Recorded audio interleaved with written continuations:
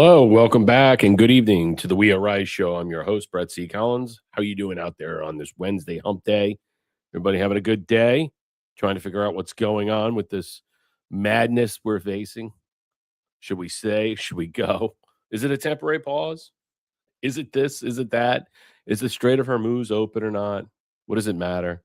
Does it affect you? Maybe, maybe not. What we're all seeing here, I'm not really sure.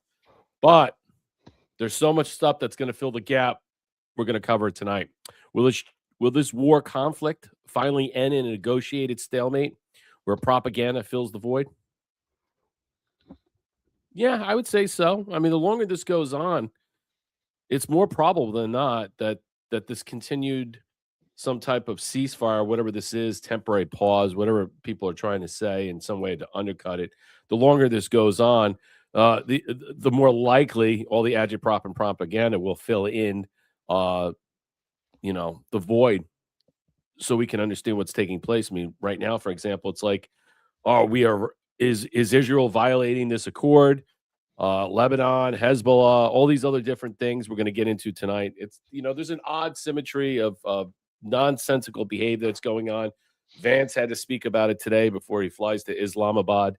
Him, Kushner, Whitcock, a couple of other people going to be there for this new ceasefire peace deal. So we'll see how that's going to play out. Let's welcome my co-host, Marshall Smith.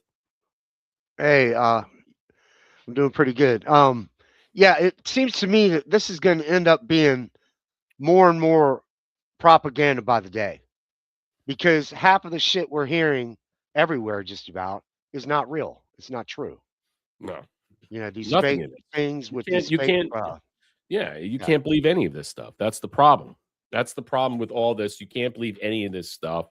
And I think we're finding ourselves trying to figure out what's going on and where we are day by day. I mean, they caught one of the leakers. I just saw that today. Maybe I'll cover that on Friday. But I have so many other things I want to get into and discuss right now. Welcome to Pill.net. Hello on YouTube and hello on Rumble. What's up, Blue Viking? Traveling in this evening, listening to you guys. Yeah, good evening. True Taryn, what's up? Greetings. Hello, everybody out there. If you're on YouTube, all you have to do is share, subscribe, like. We're not monetized over there. And if here we are. What's going on at Pill? Wood USA, what's up, buddy? How you doing? Thank you for the 217 gold pills. What's up, Thea?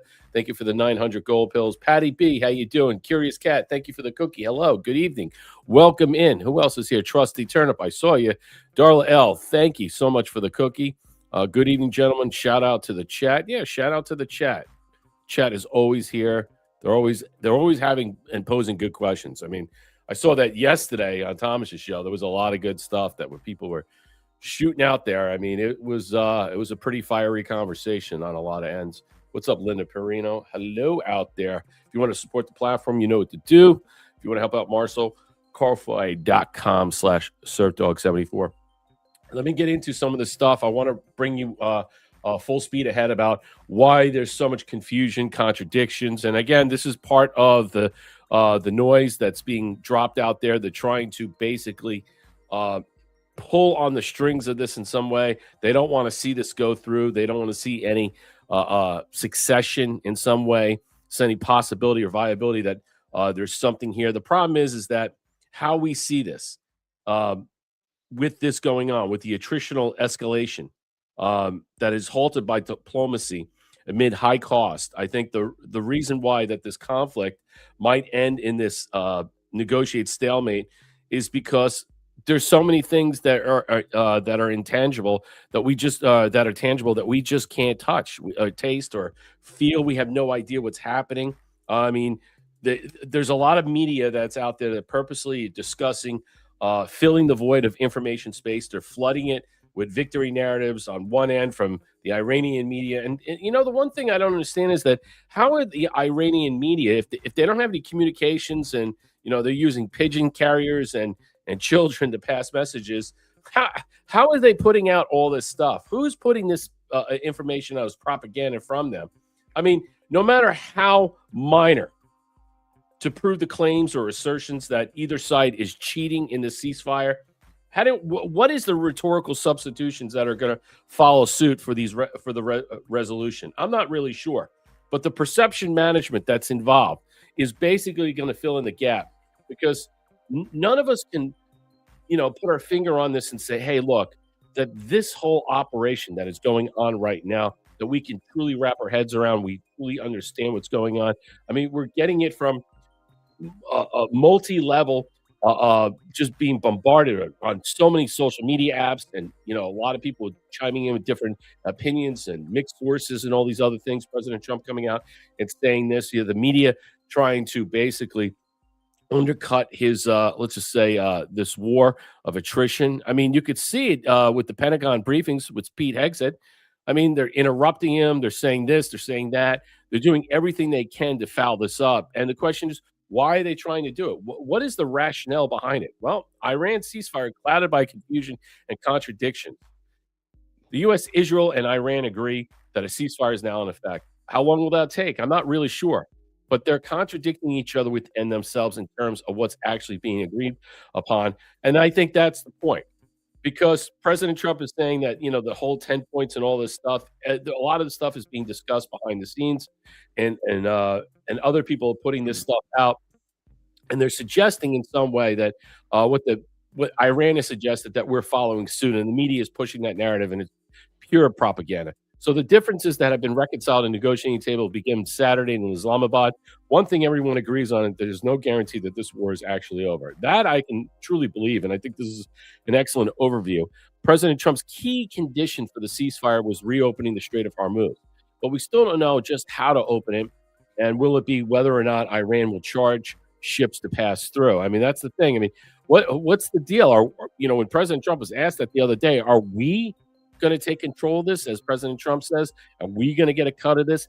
How is that going to be worked out? Again, a lot of unanswered questions, and a lot of people saying on different sides that it's going to be a joint operation. Okay. Meanwhile, Pakistani mediators announced that the ceasefire also applied in Lebanon. Israel says it doesn't, and has intensified its attacks. I think Israel miscalculated here in some way. I think there is provisions in that, but again, there was a clarification by J.D. Vance today, and we'll discuss that. Attacks have also taken place on oil facilities in Iran, Saudi Arabia, UAE, Kuwait in the first 12 hours since the ceasefire came into force. Pakistani Prime Minister warned that they undermine the spirit of the peace process. Talks are expected in Islamabad on Saturday, but the parties have offered contradictory statements about the basis on which they are negotiating. I'll leave it at that. I mean, I'm not going to really go through too much of this stuff. Marshall, what's your thoughts? Maybe I'll come back to this and get to one point. Yeah, the $1 million fee or whatever it is they said that they're charging, I'm getting mixed information on that they're not doing that and that they are. So we don't know anything if that's true or not. The other one that I found out is that there's an Iran news or something like that on X. Okay, they've got a big following, got a huge following, like 300,000 or more. Well, I looked into that, and what I found out is that that account is located in Zimbabwe. Now, they said it's the Iranian embassy in Zimbabwe. Well, if that's the case, or even if it weren't, if it's coming out of Zimbabwe, it's propaganda. Yeah. They can't. Again, that's what's going on with this Iranian agitprop media. It's coming from all places that are outside of Iran, and you can't take it one way or another. And the media is buying it hook, line, and sinker. They're actually running with narratives that are being put out there, as Marshall was explaining. So here is what's on the table. Trump surprised some of his hawkish allies by declaring in his statement accepting the ceasefire that Iran list of 10 conditions for ending the war were workable basis on to which to negotiate. This is truly not false. This is total fiction.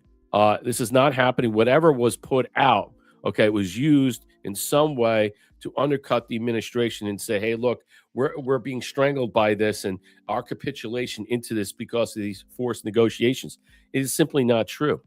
All this stuff was put out there to what? To distract and to deceive you in a lot of different ways. These conditions, including Iran controlling the Strait, that's not true. Retaining the right to enrich uranium, absolutely not true. Having all sanctions lifted and receiving compensation for the war, according to a version published by Iran Security Council. Vice President Vance claimed Wednesday that some members of the Iranian regime are lying about what's being agreed upon. But what the problem is a lot of the media are taking and running with this stuff and then utilizing this in their talking points, in their spin, okay? And they're posting this nonsense and pushing this narrative all over the place. And that's the problem. That's what we face. So a lot of them that continue on with this this narrative, this deception, they're going to get in trouble. We already start to see how a lot of people are going to, the FCC is coming down on people. You see President Trump, they're going after leakers, and he's actually going after people lying and spreading this fake news. Trump published a post on True Social and referred to the Iranian 10 points, but rather to the U.S. 15-point proposal for negotiations. Trump made it clear that the U.S. wouldn't accept Iran's right to enrich uranium and wouldn't allow Iran to have highly enriched uranium stockpile. I think so. And when you really get to it, I mean, this is a long, winded article by Axios, but good points in here in some way. Maybe it'll drop in the chat. I think you'd better get a better overview if I did that and stuff. I don't want to read this through all the way through. Your thoughts, Marshall, as I drop this in the chat. No, and people can go over that to understand the differences of what we're seeing, what we're understanding about the negotiations, and how people are viewing it from a multifaceted phase here. A lot of people are just they're buying into the talking points of the media, and they're not really thinking this through and understanding. Like, you really believe that these 10-point resolutions that were put out that we're going to follow? I mean, do you believe that? You think President Trump is going to take the advice, of Iran and say, no, we'll surrender, but you have to do this? That's not how it works in a negotiation. That's not how it works. Not from his negotiations, Marshall. Well, for all we know, the liberal media had just made that up, or somebody on the left just made it up, created it. Absolutely. So we don't even. That's how bad it is right now, folks. It's just so, And then when you go online, and one influencer after another is, MAGA lost me, MAGA left me, MAGA and I'm like, you're bullshitting. You were never MAGA. You're just this, that, and the other.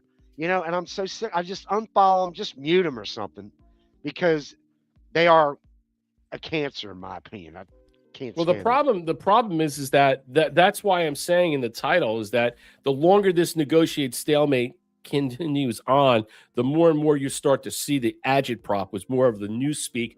All the media influencers, all the social media influencers, what have you, will drive up and ratchet up so much fake narratives and put that in there to undercut the storyline that you are not going to be able to fully understand unless you seek it out yourself and you understand what's actually how you're being played in so many ways. And President Trump calling out Megyn Kelly, calling out Tucker Carlson, calling out Marjorie Taylor Greene. I mean, basically just attacking all of them and shutting them down.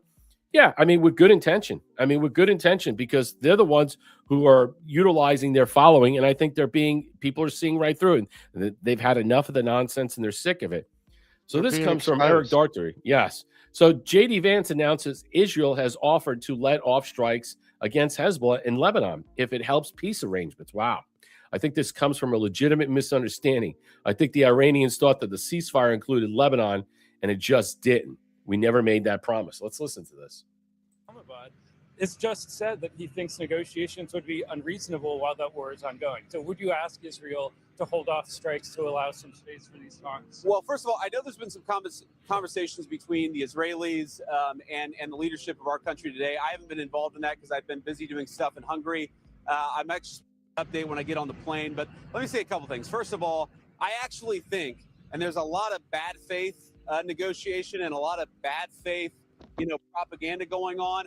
I think this comes from a legitimate misunderstanding. I think the Iranians thought that the ceasefire included Lebanon, and it just didn't. We never made that promise. We never indicated that was going to be the case. What we said is that the ceasefire would be focused on Iran, and the ceasefire would be focused on America's allies, both Israel and the Gulf Arab states. That said, the Israelis, as I understand it, again, I'm supposed to get a fuller report when I get on the plane, have actually offered to be, frankly, to check themselves a little bit in Lebanon because they want to make sure that our negotiation is successful. That's not because that is part of the ceasefire. I think that's the Israelis trying to set us up for success, and we'll, of course, see how that unfolds in the next few days. But look, if Iran wants to let this negotiation fall apart in a conflict where they were getting hammered over Lebanon, which has... That's an interesting point. I mean, he kind of basically gave Israel a pass there in some way. Now, maybe the agreement wasn't that, and they did misread that, or whoever is they're talking to misunderstood that in some way. Was that a logical fallacy? Did they basically overlook this? Or, I mean, I can't imagine them overlooking this. And now that this was put out there in some way, that they're using all these other different media outlets to put out their narrative to suggest that they're already violating it. And again, I contend with that because Israel's hitting Beirut right now and elsewhere. And the problem is that, will the strait open or close? Now it's closed. And people are like, well, wait a minute. That's because of Israel. See, that's how the problem is. That's how it is. See, the assertions and claims that either side is cheating is basically going to be proffered into this stalemate, negotiated stalemate. Because the longer this continues on, this is where it's going to say, we're winning, they're winning, we're winning, they're losing, and vice versa. And that argument is now going to stick, and the media is going to run with this in some way. And I think that, unfortunately, that has a massive, I think, is a soft underbelly for a larger fragility in the ceasefire. And I think the continuation of that will be I think it will be drastic because I don't see this in a way that's going to be manageable unless we get our hands around this and controlling the narrative completely. I just don't know how much of the fog of war we're going to be lost into when so many people are projecting so much illusions and you really can't get a handle. I mean, we can't get a handle on this war to begin with. I mean, I think that's the problem. And then now we're going to sit here and comment and debate upon something that may or may not already been done or resolved. Yes, we don't know what's really happening, Linda Perino, and that's perfectly fine. That's actually that's been made for a certain reason, and I think eventually we'll find out what that reason is. I mean, is it really what's taking place that we understand? Probably not.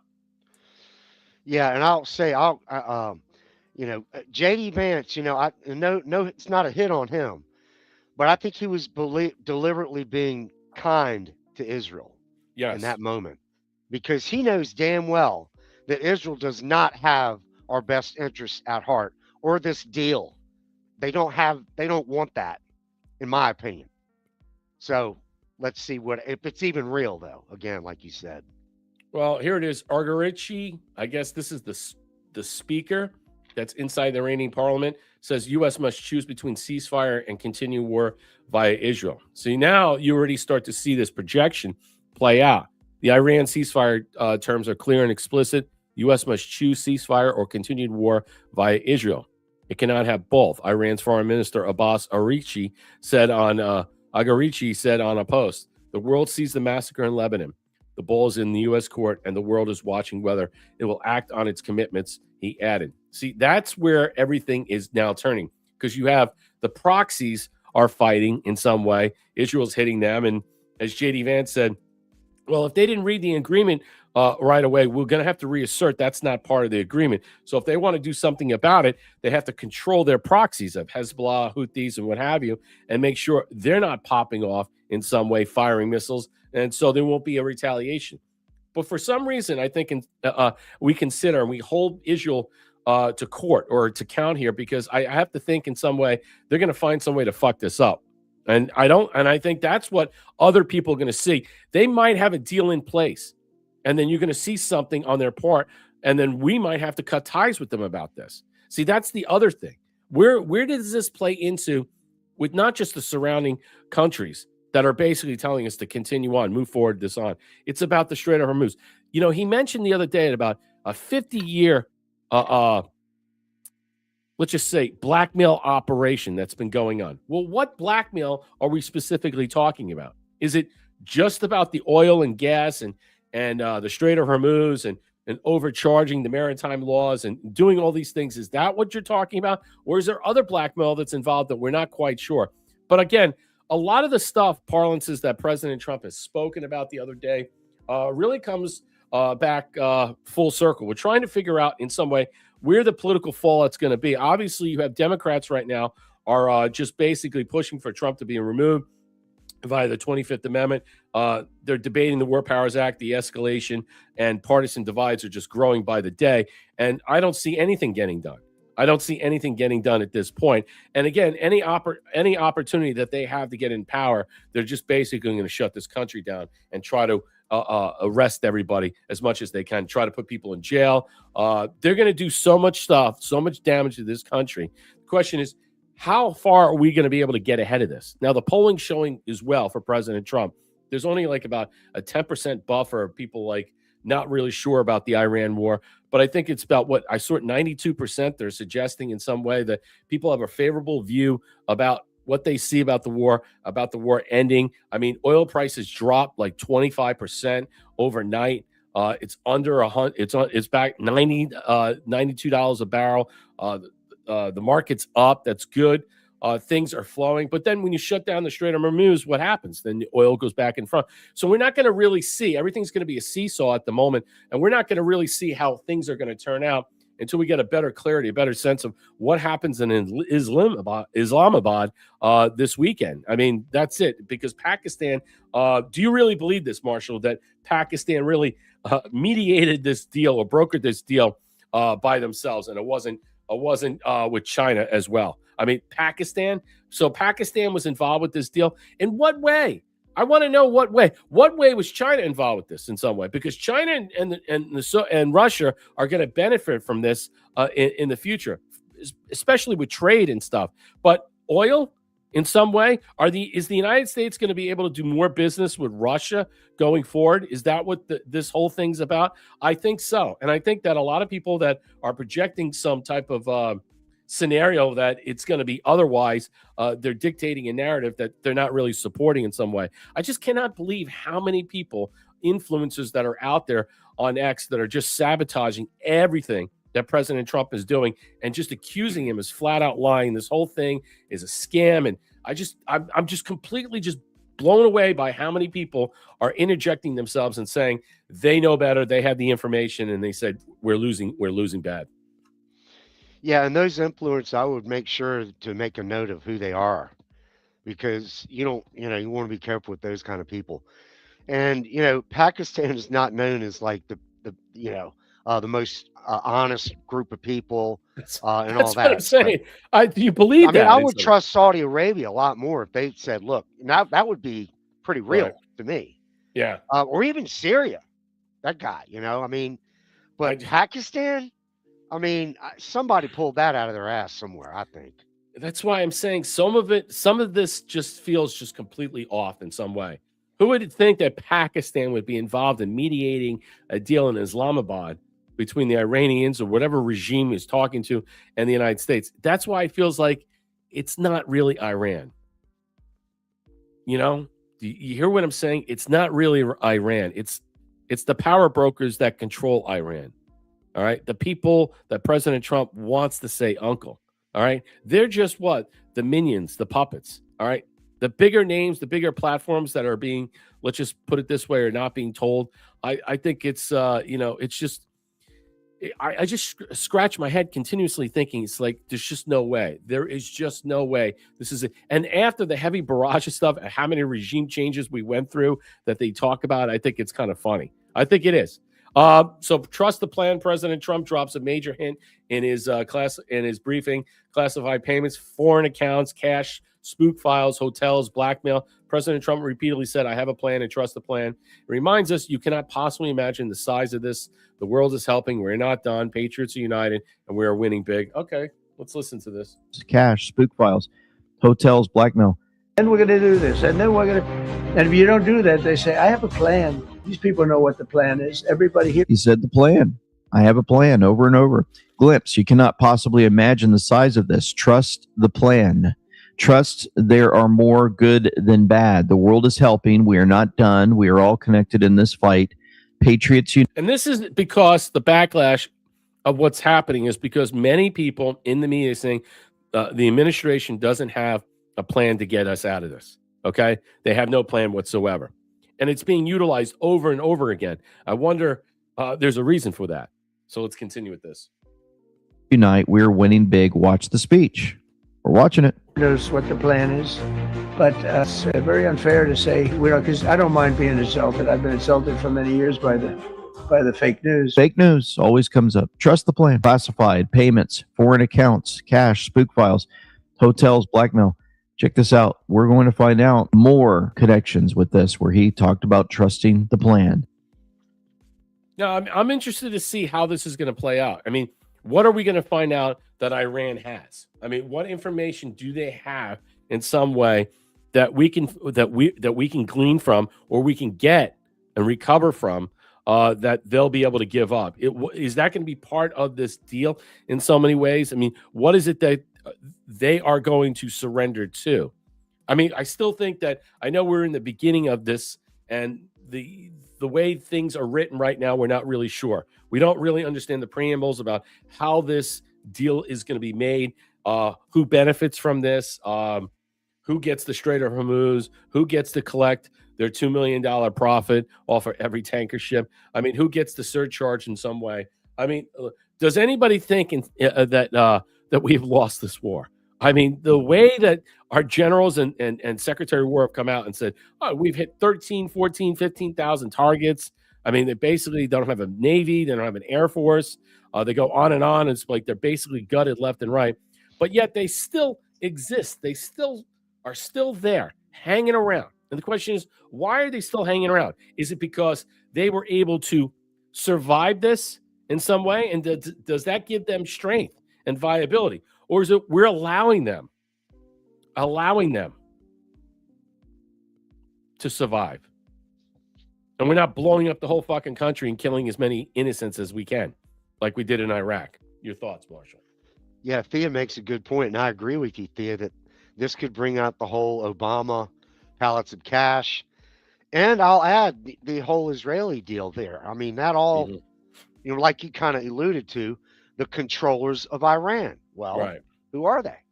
Well, that's the point. Are we going to get a better understanding of who they are? Well, give up the truth about Obama and the pallets of cash. Yeah, I mean, I don't think they necessarily will have to do it. I think we already have that information. Okay. Question is, will they acknowledge it?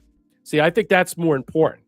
And if you want to rephrase that, I would suggest you look at it this way, that they would be more, let's just say it might be beneficial for them, or we would allow them to deliver that message.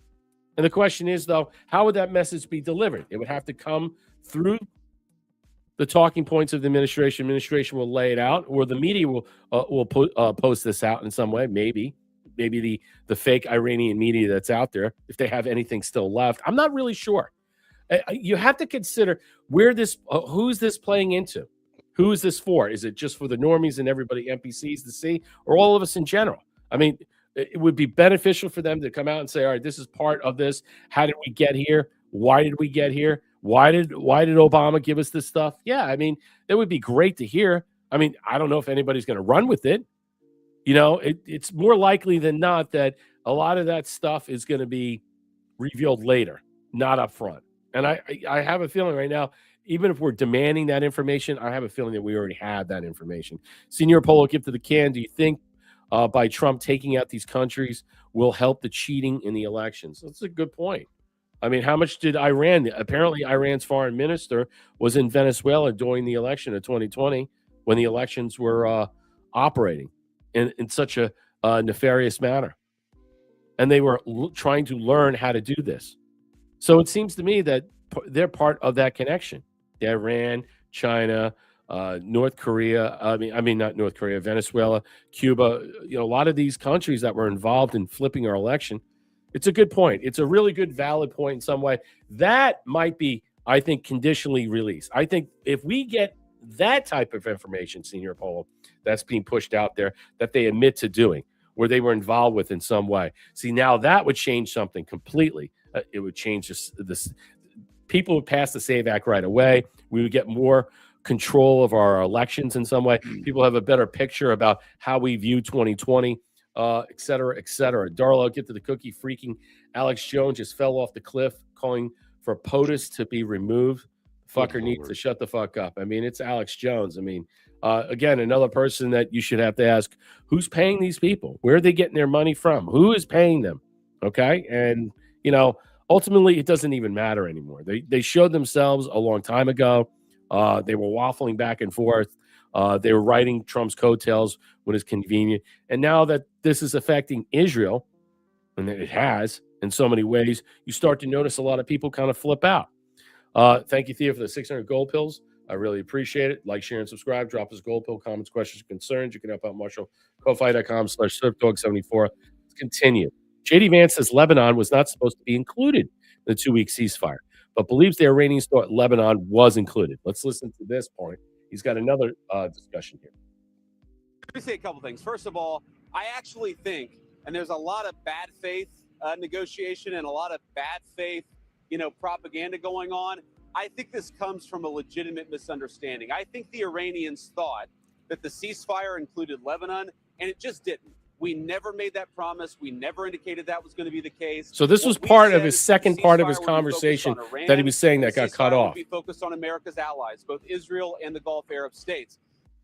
That said, the Israelis, as I understand it, again, I'm supposed to get a fuller report when I get on the plane, have actually offered to be, frankly, to check themselves a little bit in Lebanon because they want to make sure that our negotiation is successful. That's not because that is part of the ceasefire. I think that's the Israelis trying to set us up for success, and we'll, of course, see how that unfolds in the next few days. But look, if Iran wants to let this negotiation fall apart in a conflict where they were getting hammered over Lebanon, which has nothing to do with them and which the United States never once said was part of the ceasefire, that's ultimately their choice. We think that would...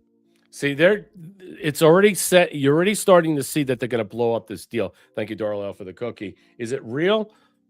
Is what real?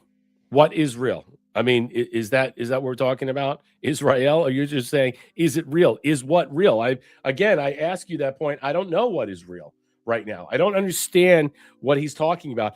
I mean, it's almost like they're setting this up to fail, but simultaneously trying to walk this back and then assert that Israel is trying to do its best not to get involved too much that would upset this apple cart and turn this ceasefire into Swiss cheese and then set them back to the Stone Age. Because look, that's the alternative here.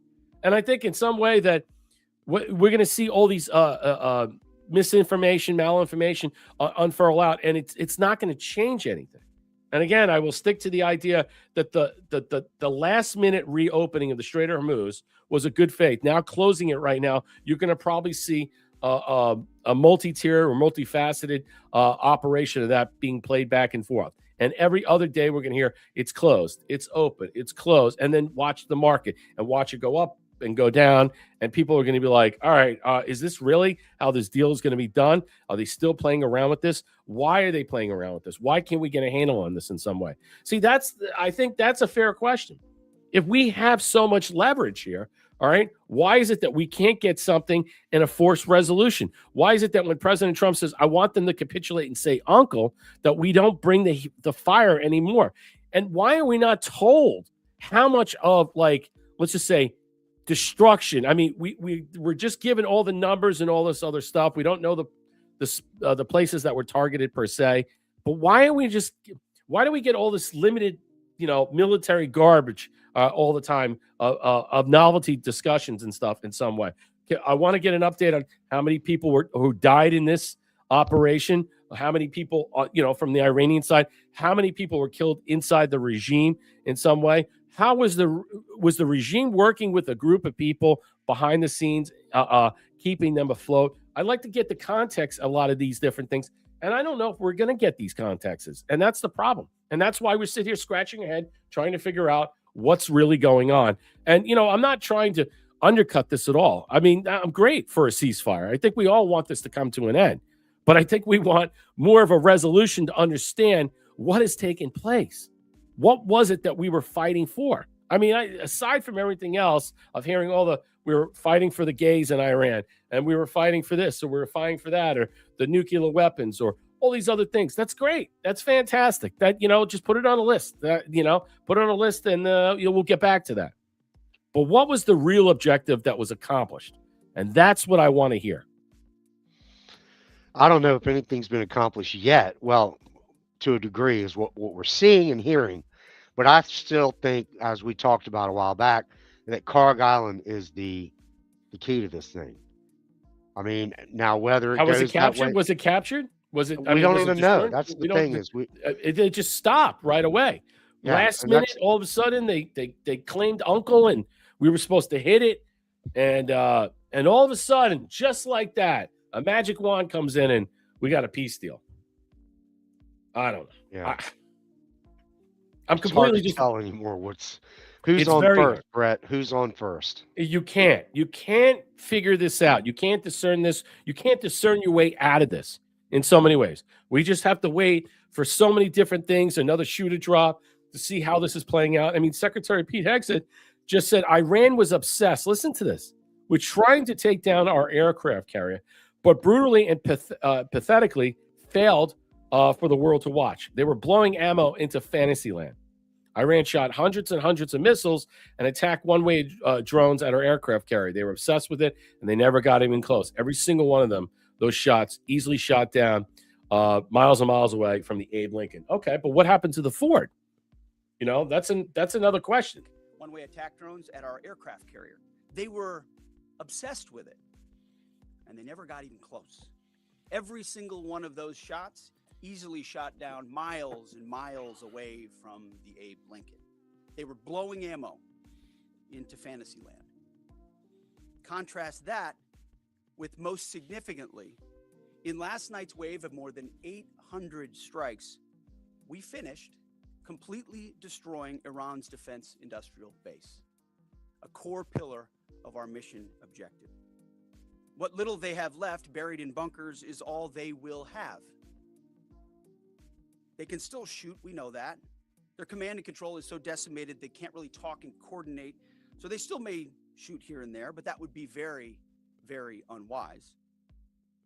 But they can no longer build missiles, build rockets, build launchers, or build UAVs. Their factories have been razed to the ground.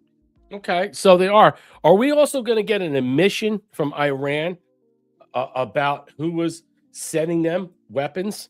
Who are they purchasing weapons from? Who are they purchasing armament from? Just like we discussed in the early 80s that Israel was shipping them weapons. What if we found out and it comes out that Israel was shipping them weapons?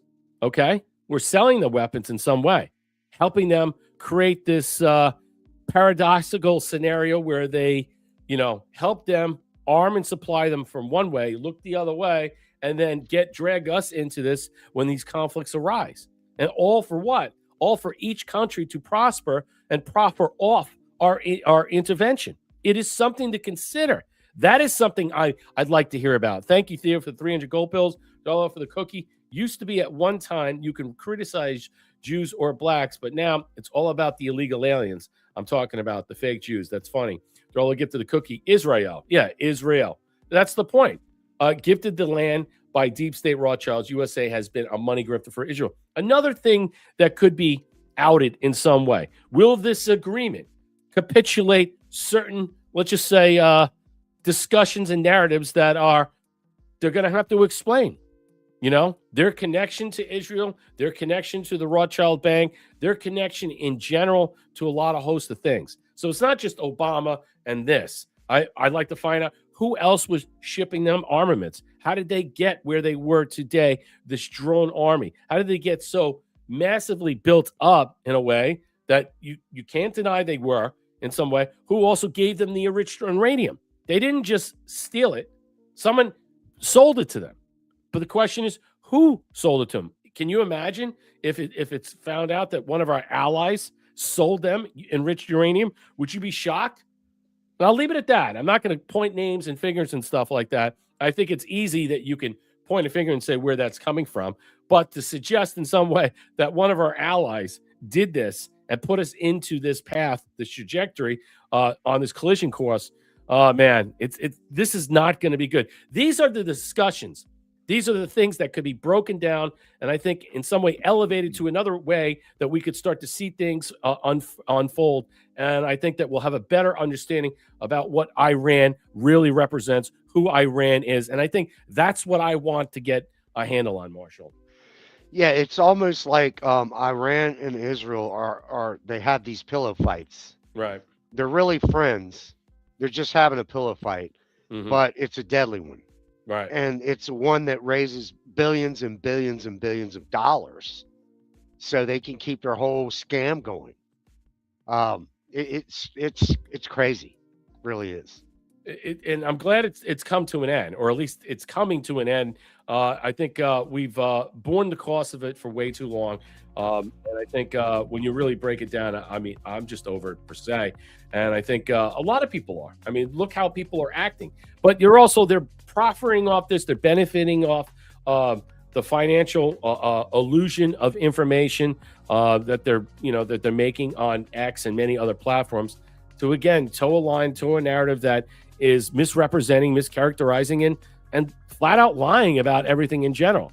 When we're just trying to figure out and get hard truths about discussions that you don't want to talk about, you want to avoid, you don't want to bring forth, because you know what? It could change, your own influence, and your own influence is all built on a web of cards, a web of lies, and a house of cards. So it's official. President Trump has debunked the maximalist, fraudulent 10-point peace plan. Everyone is claiming 47 agreed to do this. That's another point. This is what the media is doing. So while we have the ceasefire, expect a high-level dose of propaganda, agitprop, newspeak that is going to be across the board. Trump confirms everything is happening behind closed doors. Yeah, and you should not sit here and say that, if you're going to make a point about something, all right, you want to use certain adjectives, okay, or synonyms in some way to say, you want to characterize it, all right, as something that you're asking a question, not making a declarative statement. And that's the point here. So Trump confirms everything has happened behind closed doors. Listen to this. This statement is going to be key ahead of this, where the president says the U.S. will be discussing these talks with Iran only behind closed doors during these negotiations. And he's basically criticizing these lists that are floating around between the Iranians and U.S. negotiators, Nicole. The statement is going to be key ahead of this, where the... What's your thoughts about that? So he had to put that out to basically force the media into some type of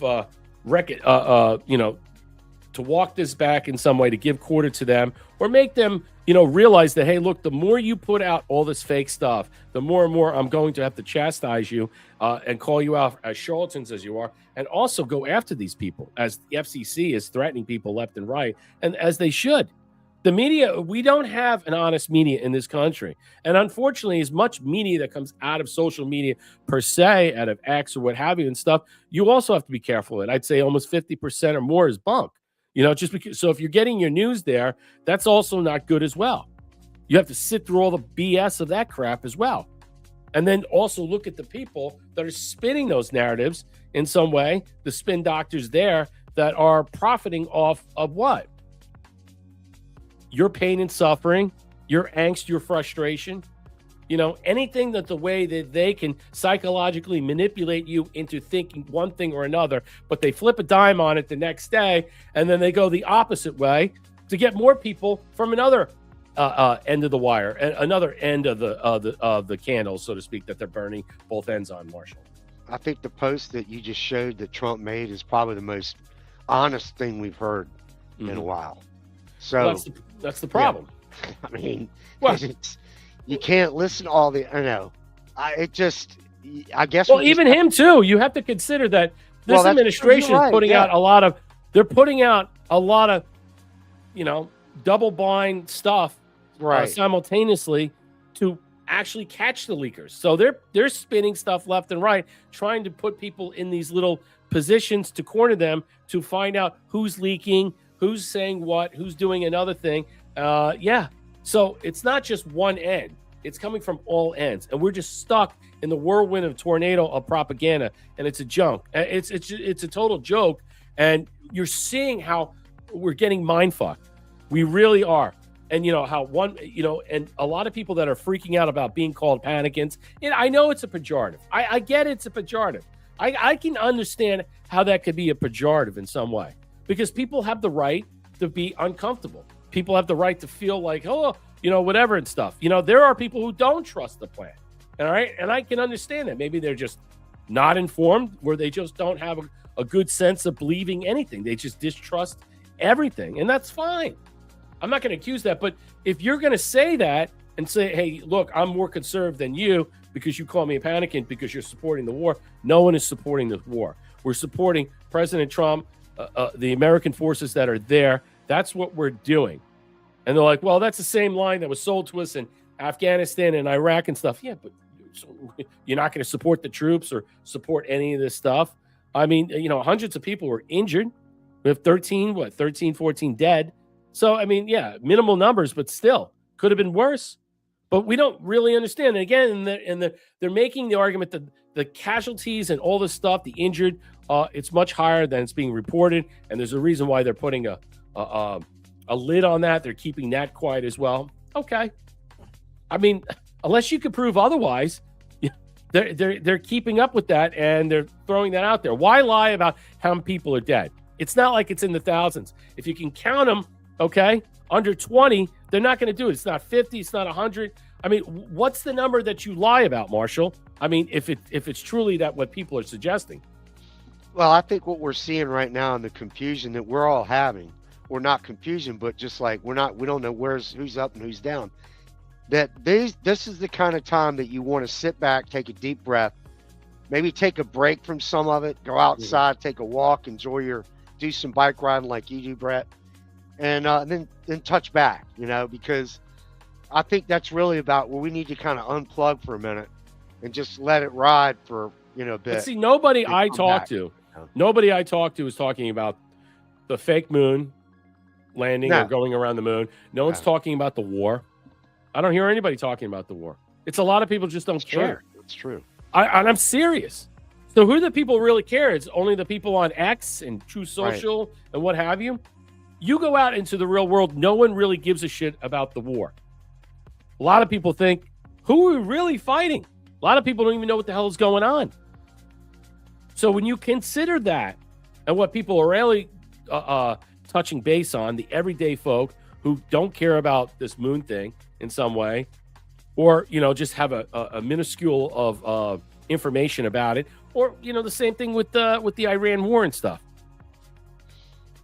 They're not dialed in. They're not dialed in on these things. They're dialed in on the financials, the particulars, the fallout from it, the oil, the groceries, the food, jobs, the layoffs that are happening. What is it? Just IBM laid off, 6,400 people, 64,000. There's many companies that are laying off people because of AI no one talks about. And I think in some way we need to get back to that. I think a lot of people like to focus on what's happening in this country and not really that. Can we walk and chew gum at the same time? Obviously we can. Here's an argument right now. Stock surge, oil crashes after U.S.-Iran ceasefire brokered by Trump and Vance. And look, this is going to be for a while. We're going to see this. We're not going to really see any resolution of price dropping until we get some final agreements, because something can happen and we can go up to over $100. Now we're down to like 91.65. So stocks roared on Wednesday after President Trump announced a 2-week pause of military strikes. And the fears are easing broader regional war, sending oil prices sharply low. The Dow Jones average surged 1,384 points, 2.9%, while S&P climbed 2.6%. That's big. The NASDAQ composite jumped to 3.3%. Investors piled back into equities. Oil prices cratered. West Texas immediate crude fell 17%. Wow, 93.42. And Brent crude dropped to over 16%, 91.65. So I agree to suspend the bombing and attack Iran for 2 weeks. Trump posted on True Social, we received a 10-point proposal from Iran and believe it is a workable basis on which to negotiate. It's a workable basis onto which to negotiate. All right. But they counter narrative with the 15-point plan, and they're not saying that they're going to go and follow their plan. They're just using that as one type of, base to work off of or work with to get them to the table. Okay, that's fine. Here's our 15 points. All right. That means open the Strait of Hormuz. We have a bilateral control with Iran. No enriched uranium. You can't make this. You can't do this. You can't do that. I mean, there's probably going to be a lot of different give and takes and stuff. But if we had the upper hand, we had the leverage in some way. Why would we want to in so many ways? What is the fail-safe here? I'm not really sure what the fail-safe here is, but I can tell you right now, I think the overarching argument I don't want to hear any more about is that Iran is next to getting a nuclear weapon. I mean, basically, turn over the enrichment, turn over this stuff, tell us where you got it from, who did you buy it from, did someone give it to you? All right, is it in Syria? These are the things that I think that are simple, that are easy, that are quick to follow up on, and I think people will get a better understanding about how this is going to move forward. So on behalf of the United States of America, as president and also representing the countries of the Middle East, it is an honor to have this long-term problem closed to a resolution. Seems like it's done. We just have to see the particulars. Trump added that the temporary double-sided ceasefire depends on Iran agreeing to reopen the strait. Well, it's closed right now. So do we know if it's closed? Do we know if it's open? We're going to see this for next week or so. Nothing's going to change from this. And I think it's just going to be like, all right, we know for a fact that the media is reporting it's closed, but we know for a fact it's open. We can actually see it. Iran's Supreme National Security Council has agreed to reopen the winery for 2 weeks, provided all attacks cease. See, according to the statement from Iran's foreign minister, the statement added that the shipping transit will need to be coordinated with Iran's armed forces. Really? What about ours to make sure those ships are safely positioned in and nestled through? Markets received an additional jolt after Trump on Wednesday morning said that the U.S. is working with Iran to remove nuclear material from the country and discussing possible tariff relief and sanction relief. Okay. You think we should lift their sanctions, Marshall? Do you think we should allow them to make money on their oil or whatever else they're trading on their futures and many other things so to help them to build? Or should we put a pause on that until we get some type of agreement in place? Because you gotta balance it out. You got these people, you don't want them to starve. We don't know how bad it is economically on the ground right now in Tehran or many parts of that country for the people per se. And is that part of this cease fire plan in some way? Is it for them? Is it getting them? I mean, we sold weapons to the Kurds or somebody. I don't know if it was the Kurds now. Where did those weapons go? And he's not happy with that. So who took those weapons? Zach said the Hormuz is open. Okay. Yeah. Well, again, you're reading on one platform. We do. I mean, it's not a hit on him, but yeah, exactly. I mean, none of us really. I mean, how does he know? I mean, is he dialing in on Iran? I mean, is he using Starlink? Again, I can give you 10 pieces of particulars and articles, periodicals that on Citizen Free Press from different multifaceted places, and they'll all say the opposite. It's open, it's closed, it's op. It really, at this point, I'm telling you, you really don't know. Okay, but let's suffice it to say it's open. I don't believe it's open. I believe it's closed, but I'll leave it at that. Your thoughts? Yeah, and as far as I would not do anything to benefit them right now if this is all real in the first place. So if this is a little show we're going to play, no, don't give them shit. At least as far as the show goes, don't give them shit. No. Let it fucking go through. I agree. We've talked about it many times. This has already been laid out, and this is all just some kind of minutia for some reason. I don't know why. So, yeah, I mean, I'm just reading these. Alphabet Omega pill. Ma Bell had a better connection than we do now with our cell phones, and we're paying through the nose for the surface. It's a good point. Darla, I'll give to the cookie. Okay, riddle me this. Nixon talked to astronauts on landline. But with our technology today, we can't get to live feed. And why is there a dark side of the moon? Lights illuminate from all sides. That's funny. Isn't it flat? Good one. I mean, yes, the Artemis 2 and NASA is getting destroyed. People are completely awake of that. I don't know anybody that's seriously giving that any pause and wait. And if it is, then you don't have a critical, let's just say, critical thinking bone in your body. And whatever. I personally, the less I talk, the more I talk about that, the more I feel like I get dumber and dumber. So the less I talk about it, the less I avoid thing, then I know I'm at a higher level level of consciousness that I've ever been, and say I'm avoiding that completely. It's meaningless to my life. It actually makes me stupider to think about all the things that we're seeing and that we're not really pausing and reflecting. I found a common denominator with the go moon ahead. people. Mhm. The moon people, the influencers that are promoting the moon. The moon people. Yeah, that's the influence. You internet people. Yeah. The people that believe in this whole moon thing are the same influencers. The influencers out there that are pushing it are the same influencers that are dissing Trump right now with of the war. internet. The same fucking people. Yeah. Now figure that one out. It's just People funny. of the net, I come to you. People of the moon net. The moon It's heads. so fun. Yeah, it's just like crazy. McDonald's, the old McDonald's commercial. Yep. Moon and all that.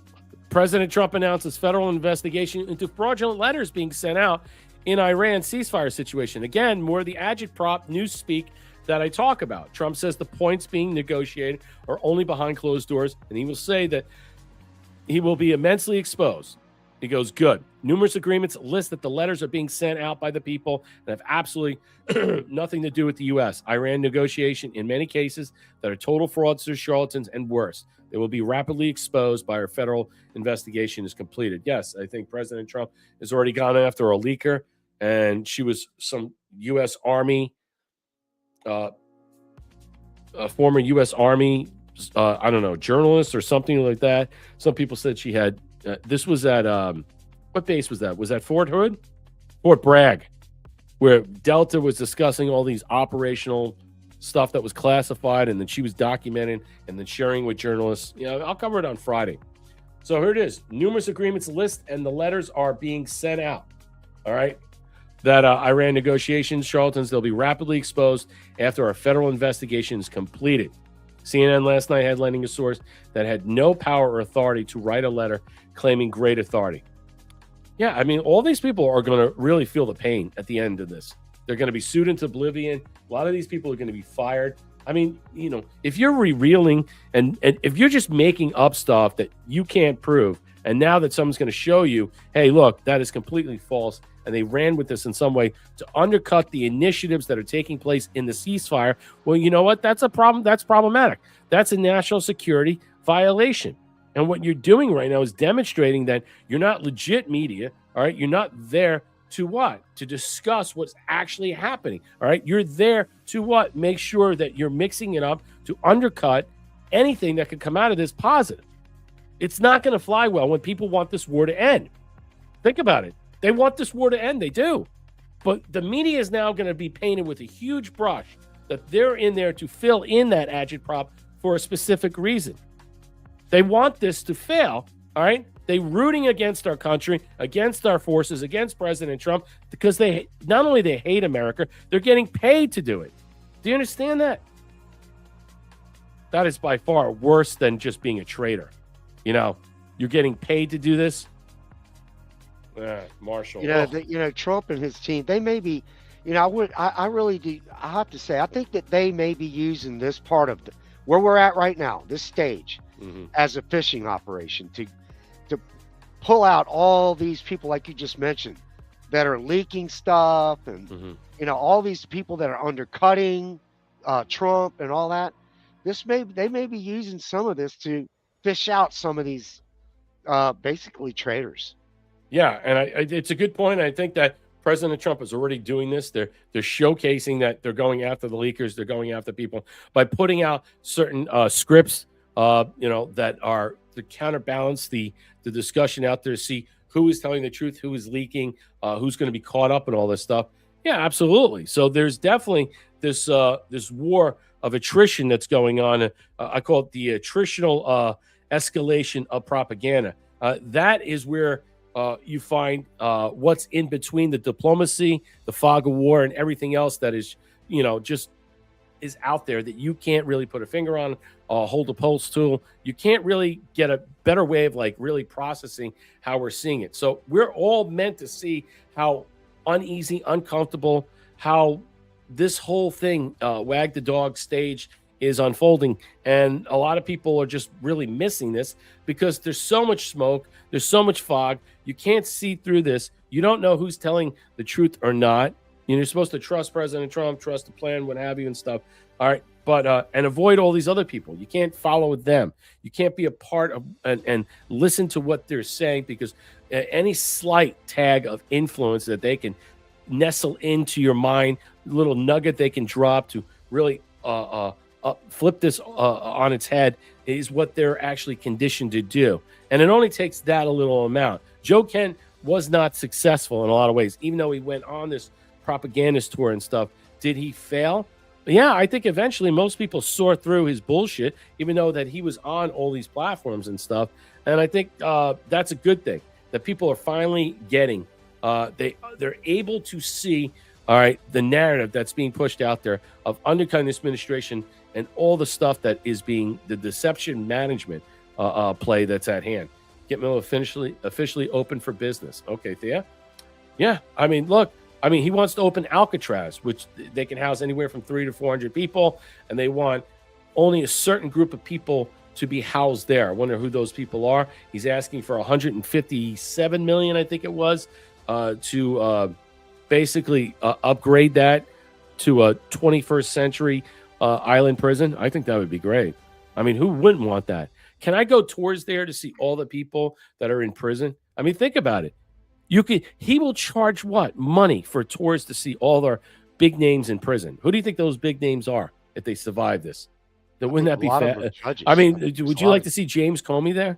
I'm like, oh, and to our left over here in cell block L or A, we got Jim Comey, former director of the FBI. Wave, Jim. Say hi to everybody. This is James Comey. And just imagine this person that's on an intercom or speaking to the people that are traveling to Alcatraz, and they're getting people to talk what they did and say, "Oh, this is Jim Comey. He was found guilty of treason and sedition and doing all these things, blah blah blah." Who do we have next to him? Christopher Wray. He was also an FBI director. I mean, dude, honestly, this could be so glorious. I would love to see something of that, where you see these people in these holding cells and you get to visit them. You get to go see them. All right, and to put on display to show what a traitor is, what a seditious clown people are. L for loser. Okay, yeah. It'd be like exactly. I was thinking the same thing, Darla. That's funny because I changed it to A because I don't think they had a cell block L, but I was thinking L for loser. But that's a good point that you said that, Brett. I think you should audition for a role in Central Casting. I think I should too. You know, I want to come back as Bob Barker. Okay. You notice how Bob Barker liked to hug? No, never mind. I saw that. Yeah. I'm not going to say. I'm going to get in trouble. I think, you know, that your little narrative there with Gitmo, not Gitmo, but the Alcatraz. Yeah. Is that it'd be like the safari thing that they have at Busch Gardens. Yeah. And you got the narrator on the trail, the tram. He's on the tram with you, and there you have Trump. You know, they ought to build it up. They could build it up. Trump would add a tower to it. It's on a rock. Yeah. So and cell block S or T for traitor. Here's Adam Schiff. You can see Adam Schiff in there. You know, if these people aren't executed already or hung. You know what I'd like to see? They all have ropes in their cells. Okay? And then you have an empty cell. All right, and all the stuff that looked like Epstein, and say this is where Epstein would have been if he didn't kill himself in prison. That would be great. I mean, I can think of so many memes and things that it would be fun to see at Alcatraz, and I would definitely want to go. Who wouldn't want to see all these people fucking locked up? You know, can you imagine going there and see someone fucking they're killing themselves? Like, here we have over here who can't take it anymore. He's about to hang himself. Give him a round of applause. Let's give him a round of applause. He's about to hang himself. Tell him right now it's not necessary. We need him. I mean, it would be great. I mean, honestly, I think it would be fantastic that we see that. All right, moving on. So Vance calls the new ceasefire a fragile truce. Ceasefire announced Tuesday halted attacks on the country for 2 weeks. Speaking Hungary, Vance said Wednesday the Iran's foreign minister had responded well to the ceasefire, but others in the country have been lying about the agreement. See, this is why I say this is a fragile truce. He said, you have people who clearly want to come to the negotiating table and work with us to find a good deal. And then you think of people who are lying about even the fragile truce that we've already struck. This is why I say it's a fragile truce. He said, Vance, who also has been campaigning in Hungary with the Prime Minister Viktor Orban's re-election, said the U.S. had a clear military, diplomatic, and maybe most importantly, an extraordinary economic leverage over Iran. Okay. So we have all these different things, according to Vance, who's going to lead the negotiations there with many other people. I think he's going with Witkoff, the son-in-law, Kushner, and a couple other people and stuff like that. Okay, we have leverage. That's great. But if we're coming in with having leverage over them in some way, what is it that we can give them that would satisfy the deal? Because you can't trust them. But how do you do this in such a way that the leverage that we're looking for has the three components I talked about: the nuclear material, building all this other stuff up back, and then making sure that they have someone in place that's a Democrat, that's not a Democratic Republic in some way, that's not going to retaliate against its people and kill. Is that going to be part of this in some way? I mean, what are we seeing here? We just don't know. We have no idea, no understanding. They weren't looking for a regime change, but now they have it. Okay, but can you trust these? Same, look at the new boss, same as the old boss. I mean, can you trust these people? I mean, that's my problem. I don't know if you can trust them. All right. And, just because you get something that's an agreement that multilateral countries sign off on and say, yes, we will hold both of you accountable for X, Y, and Z, that's fine. Okay. But is anybody going to really do anything? I mean, think about it. How are they going to hold us accountable?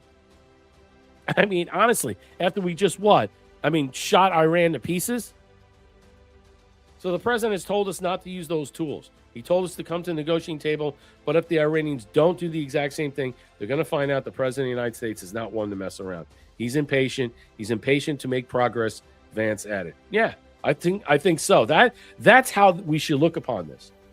This last-minute reopening to the Strait of Hormuz, okay, was it because of President Trump's impatience, or the last-minute ceasefire, 2-week ceasefire? Was it because of his impatience that he was looking for something and that he got something verbally or qualitatively at the moment that could be, temporary and possible? What was it that they sent to President Trump that he was comfortable of accepting without utilizing the madman scenario?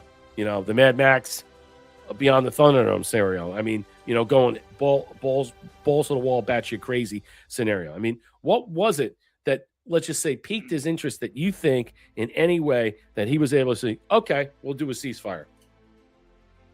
I think that what we need to do, and what we may have already done, as we've discussed, is that it's the people behind the curtain that have been running Iran. We need to be the people behind the curtain now, not the globalist or whoever operation that was behind it, one of their near countries. So that, and again, we've talked about it. I think. So why in Islamabad? What is it about Islamabad and Pakistan? I mean, I'm trying to understand that. That's really scratching my head. I'm like thinking, why Pakistan? What is Pakistan? That bothers me too. I would feel much more comfortable with Saudi Arabia or Egypt, even though Egypt is very, somewhat radical, obviously. But he went there. He's been there. He's met those people. Saudi Arabia to me would be a good one. To me, to be the. Yeah, I think it would be unfair conditionally to Iran because technically they are, enemies. And Saudi Arabia has went to President Trump many a times about a lot of different things. So I'm not really sure where we see this, but I was caught off guard by Pakistan. And Pakistan in some way involved with mediating and brokering a deal. Wow. I mean, that is just it's a very odd thing. Would you think in a lifetime that Pakistan would be involved with this in some way? Hell, I mean, the way Pakistan and India go out of it. I mean, why not India in some way? Why wasn't India there in some way? I mean, I can understand Pakistan because of their connection and, I don't know, alliance, but allegiance, or let's just say fair trading partner in some way, maybe has different types of goals than Iran. But I think the nexus between those two were set up for a reason. Secretary of War Pete Hegseth demands Iran get the carrier pigeon to the troops who keep firing off missiles and comply with the ceasefire. Uh-oh. Here we go. Iran has said that safe passage through the Strait of Hormuz will be possible in coordination with Iran's armed forces and, quote, technical limitations. What do you believe that means? And then we've also heard reports that Iran has continued striking targets well into this morning. At what point are we beyond a grace period? Are we giving them a grace period? Is there a miscommunication there? What's going on with that?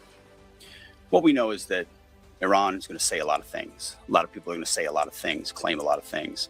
What has been agreed to, what's been stated, is the strait is open. Our military is watching. I'm sure their military is watching, but commerce will flow. And that's what you saw the markets react to, is that reality. As far as shooting that, we were monitoring it last night in real time. Of course we are.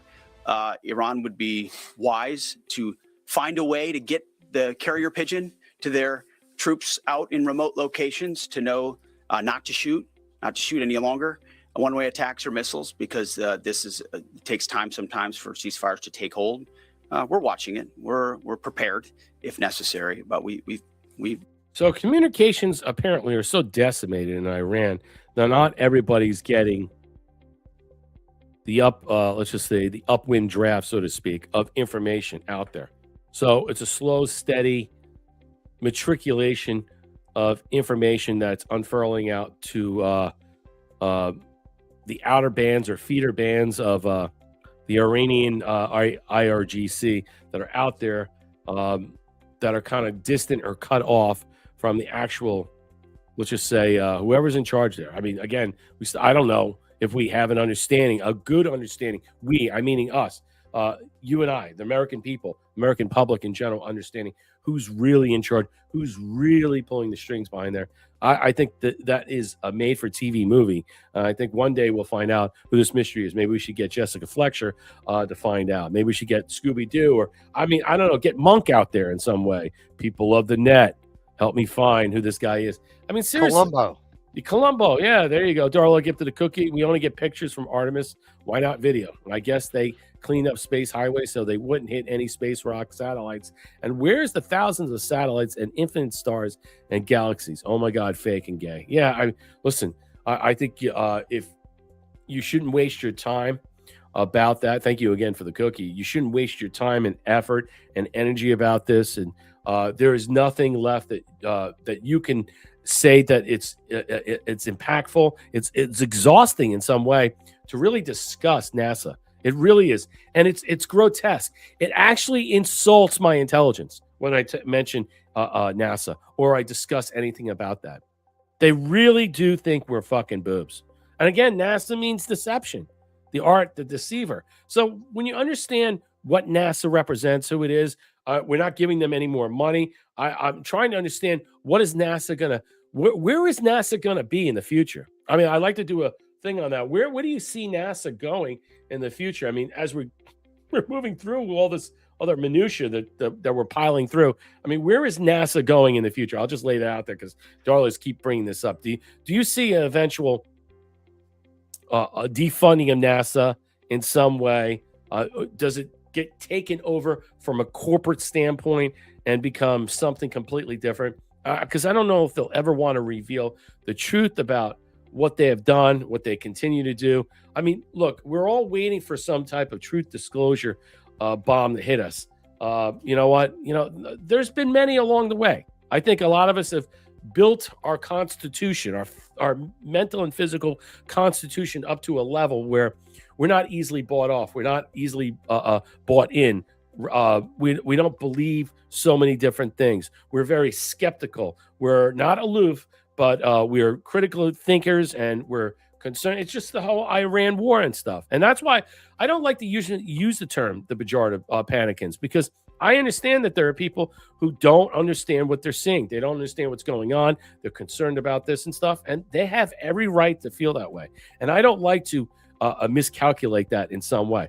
When I talk about some of these people that I call out, I try to not use the panicking term, but really call out the people that are the agitproppers, the peddlers of propaganda, the propaganda peeps in some way, these pimps that act in unison in some way, and they all get their talking points in the same way, and they speak in the same monotone lexicon, and they continue on in that fervor about not just undercutting the administration, but undercutting what? Undercutting everything in general that not only 6 months ago to a year that you were all supporting of. So you could see how these people are rampant flippers, and they're never going to change. And now you know who they are, and they're going to stay who they are, and they're going to double down and triple down on stupid, Marshall.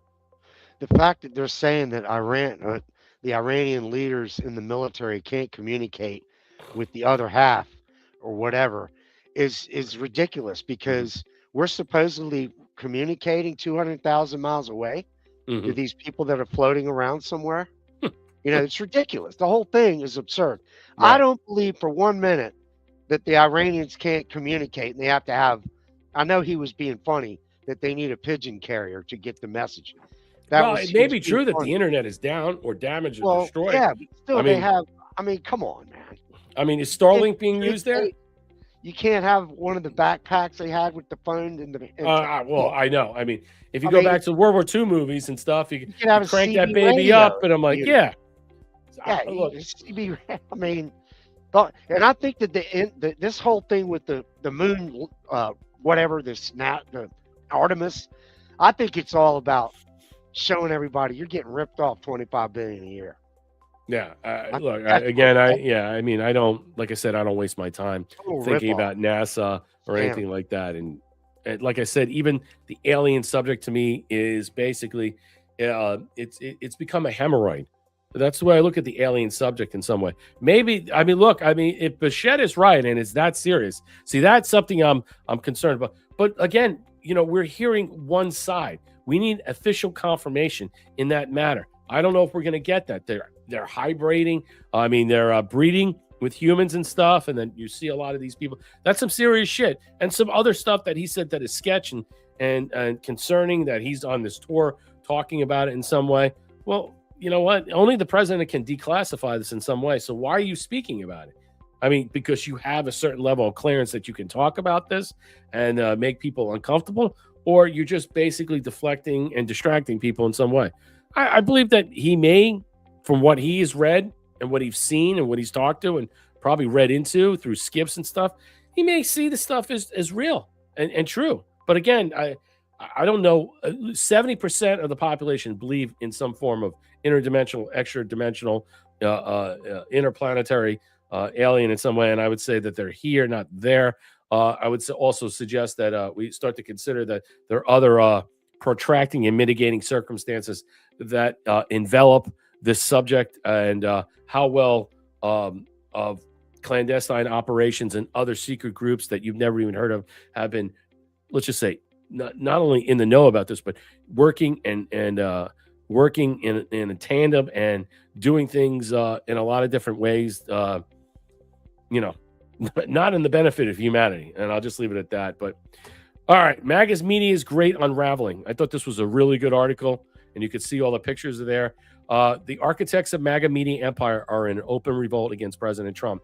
And this is what I was saying about part of the title, that you're going to see a bombardment, an upheaval of so much disgust and angst and fawning and fervor and just so much deception management that is going to, it's going to be a war. It's going to be a deception management attrition war. And that's what we're going to see over the next couple of months. And why it matters: Trump's political strength has always depended less on party institutions and then on a decentralized media ecosystem, podcasters, streamers, activists who translate his message to millions of loyal voters.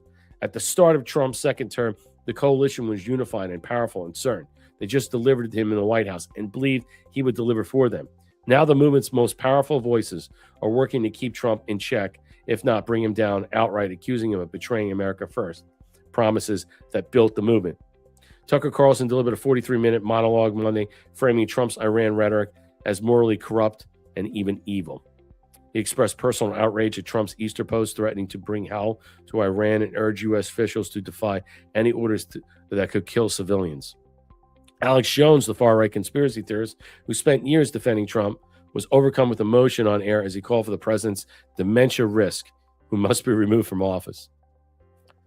Marjorie Taylor Greene, former representative from Georgia, once among Trump's most devoted GOP allies in Congress, called his rhetoric evil and madness Tuesday and demanded his removal via the 25th Amendment, which is now, I said the other day on Thomas's show that this is coming back.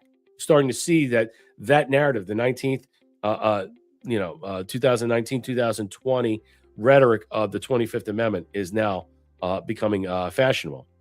Candace Owens, author of A Disillusioned Trump Loyalist with millions of podcast followers, called the president a genocidal lunatic and demanded Congress and the military to intervene.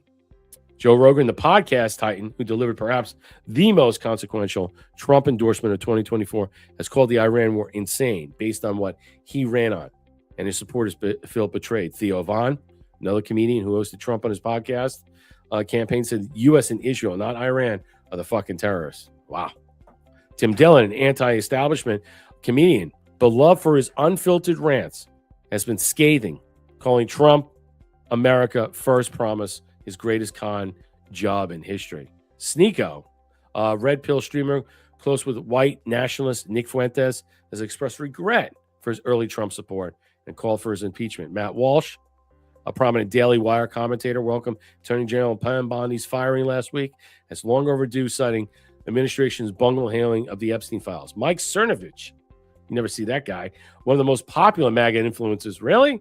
He's hardly ever on X, has rallied against his alleged insider trading, declaring this week that the corruption within the Trump administration has demoralized me in a way my enemies never could. Wow.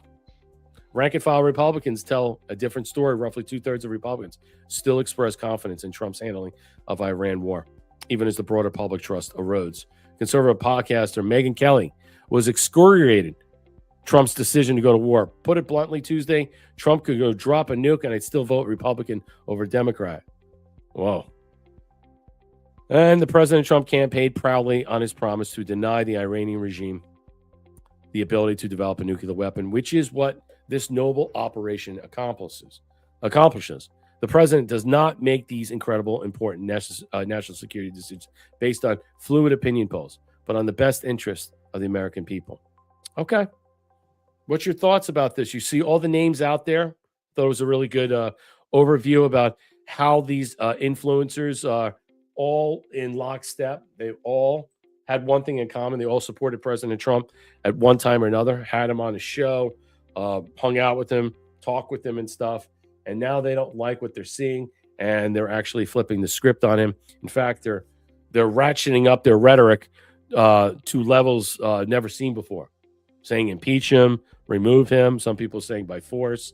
You start to see people go batshit crazy, while the rest of us,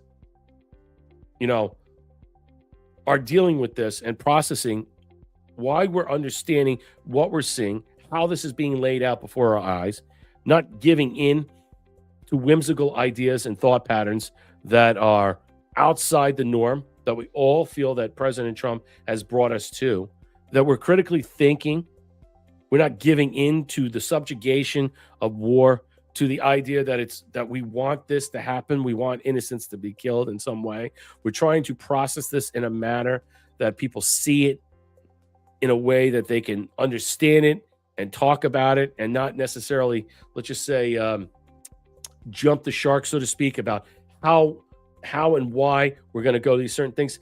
And I think that the overreaction, why you get the term panicking, which I don't like that term, but the overreactionaries, which I call them, all right, who basically can't handle any type of situational matter or subject, their low EQ on there, the emotional intelligence is really starting to deflate in a lot of these people, and you could see it. And the fact is that they have these massive audiences. Candace Owens has like 5 million people Tucker has, I don't know how many millions. Megyn Kelly. I mean, some of these, Joe Rogan, he's got a shit ton of followers. I mean, people that watch a show, like hundreds of millions. I mean, it's just insane that these people are able to garner the attention and captivate audiences.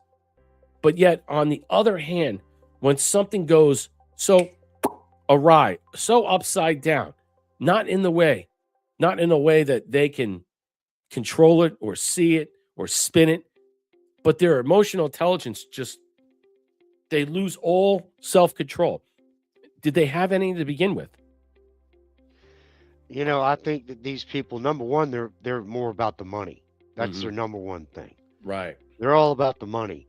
The other thing is, I think they're so far disconnected. And I mentioned this a while back, that these big influencers are so far disconnected to what we see, regular folks, that they don't really, you know, it's like these people up in Congress or a rock star or whatever. They don't know what the real people down here are doing and what they're thinking.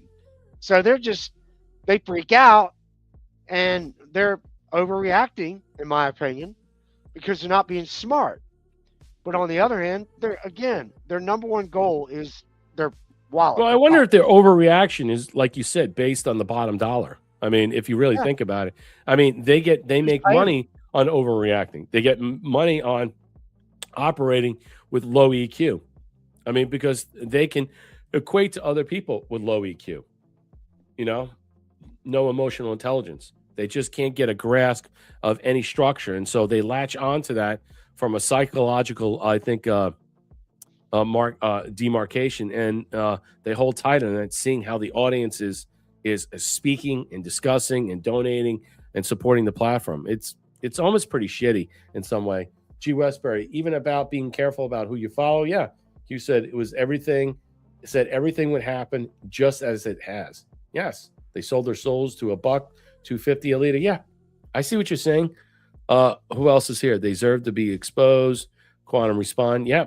They're all showing their asses to us now in the daylight. And I'm enjoying every second of it. Yeah. It's fantastic. I mean, you should make sure that they're out of you, that you're not listening to them, you're not watching them. You know, I'm completely I'm disgusted with Tucker, and I like Tucker. There are some things Tucker does talk about that I do like, you know, that I'm completely just shocked. I'm just like, man, this guy's done a 180. I mean, he's done a full 360, and he's outright just attacking the president on every decision. And it's just, you know, there's a certain level of discord that you can have.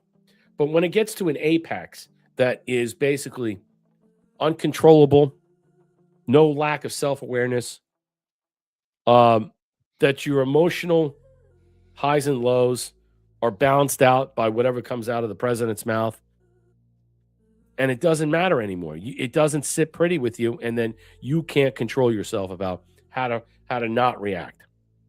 And that's an unfortunate side effect of what we're seeing right now. And yes, we were told that a long time ago. G. Westbury, got your popcorn ready? This comes from Captain Kyle. John Solomon says 1,000% there are psyops going on by President Trump. They're going to start learning about all the psychological operations. Otherwise, you will never be able to understand what comes next. Yes, this is an excellent point. This is what we're discussing today. We're all reacting to right now is really sort of a psyops that President Trump is pulling on Iranian leadership. That's my first question. The second part of my question is, how do the occurrences of the last 24, 48 hours change the trajectory and maybe the projection of the war overall? Boy, those are two really great questions. Let's start with the first question. 1,000%. There are psyops going on in President Trump. He's always doing that. Look at the illusion we created over the weekend, where we had the Iranians thinking the pilot was in another area. The CIA created an entire ruse so we could go get the guy where he was. We're constantly playing psychological operations games with Iran, but those psychological operations only work if the Iranians believe that Donald Trump's going to deliver. And I think this morning, the bombardment of Carg Island, which was pretty substantial, it was a warning sign that he does intend to bring hell if they don't get a deal. So there is psychological operations, but Donald Trump will probably deliver on what he says if the negotiations don't go the way he expects. He did it last summer on the nuclear program, and he did it in February with the start of the war. He's not going to tolerate cat and mouse silliness in the negotiations. It's got to be a substantial deal, or I think he will blow Iran into the Stone Ages, as he has said. There'll be a really powerful attack. So it works. The PSYOPs works because the president is willing to back it up and has shown in the last 3 military operations against Iran, he's willing to take the big shot. So are we to surmise that, and presume what John Solomon is saying is that the only reason they came to the table and conditionally had this 2-week temporary negotiated pause, as a lot of people are utilizing it. I don't know if that's a negative connotation or positive, but however you want to see this in some way, this pause, whether it hardens into a long-term stalemate, gives a breath of fresh air of the possibility of fixing whatever was broken and then moving forward with a new and better, let's just say, Iran that is not going to be acting in the same duplicitous manner it has for the last 50 years. The other thing is, where do we go about monitoring how we see how Iran's, let's just say, reality moving forward? Are we going to have to be there to see and have certain levels of control within the country in some way, i.e. handling the Strait of Hormuz? But what he said, John Solomon, he said that the deception management, that it's been just taking place. Did they really believe we were going to bomb them into the Stone Age? Or a deal was in place and President Trump just used that rhetoric to ratchet up the theater, the noise in some way, to make this more of a master class of toxification for the media to expound on and to continue to talk about this in a way, Marshall? Yeah, I still think that Carg Island is going to be the way to go. I really do. I mean, in what way, though? I mean, what way? I mean, in a way where in the future that it's going to have to be, let's just say, controlled by us, or controlled by Middle East partners. I mean, no allies are going to be involved with this from NATO. I'm talking about where does Carg Island go? Are we going to have private entities that come in, just like it's going in Venezuela, all right, that are working in tandem to rebuild their infrastructure, oil and gas in some way, to make it, fine-tune it so that they can get it more of a pure sense of oil, and that they'll be able to, sell it back or sell to other countries. Is this what we're going to do? We're going to privatize the island with a multi-plurality of, let's just say, oil and gas companies to make sure that that these things are flowing fairly and equally, with some type of private enterprise army that will be in charge of making sure that they will be operating on the up and up, and nothing will happen to destabilize that in some way. Is that dissimilar to what is taking place in Venezuela? Because that's what's happening in Venezuela.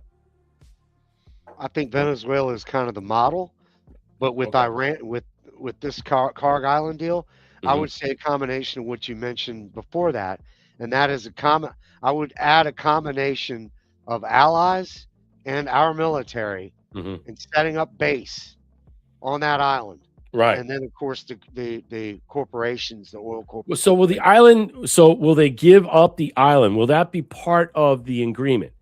So will they surrender the island and make it a neutral place in some way, where the control and flow of oil and gas, what have you, energy per se, will be in a neutral footing, and so that it doesn't destabilize the region, it actually enforces the stabilization of the region, because of the fact it is Iran will might not have control of it in any way, shape, or form. Is that, you think that's going to be on the table? You think that's even possible in some way, that type of deal can be in place? Well, I mean, that's their life. That's their blood. That's their lifeline, is Carg Island, because it controls the strait and all that. So I would say that as long as they're guaranteed a percentage, right, that they get their cut, their slice of the deal. I mean, without that, they got nothing. Right. So, I agree. So they're going to have to get a percentage of that. They're going to have to make sure they get it for themselves. Solomon himself said that once it go Carg Island, once that's done, and they've got Iran itself has got to come to the table and say, look, but give them their slice, and then we keep everything dialed in, and the Hormuz is continuing to flow, and that will settle things. That's what I think. That's just my take on it. Okay, let's get to the big news of the day, which I think is about Secretary General Root that was here. He was at the UN. He was at the White House. I know it's taking place. But they failed, the White House bombshell, that Trump will discuss withdrawal with NATO. I don't know what the fallout is because I haven't been paying attention to news. I've been doing the show, so let's listen. On NATO, I'll take your question. Thank you, Caroline. On NATO, can you tell me, is the United States still considering withdrawing from NATO? Is that still a possibility? It's something the president has discussed, and I think it's something the president will be discussing in a couple of hours with Secretary General Rutte, and perhaps you'll hear directly from the president following that meeting later this afternoon. Thank you, everyone.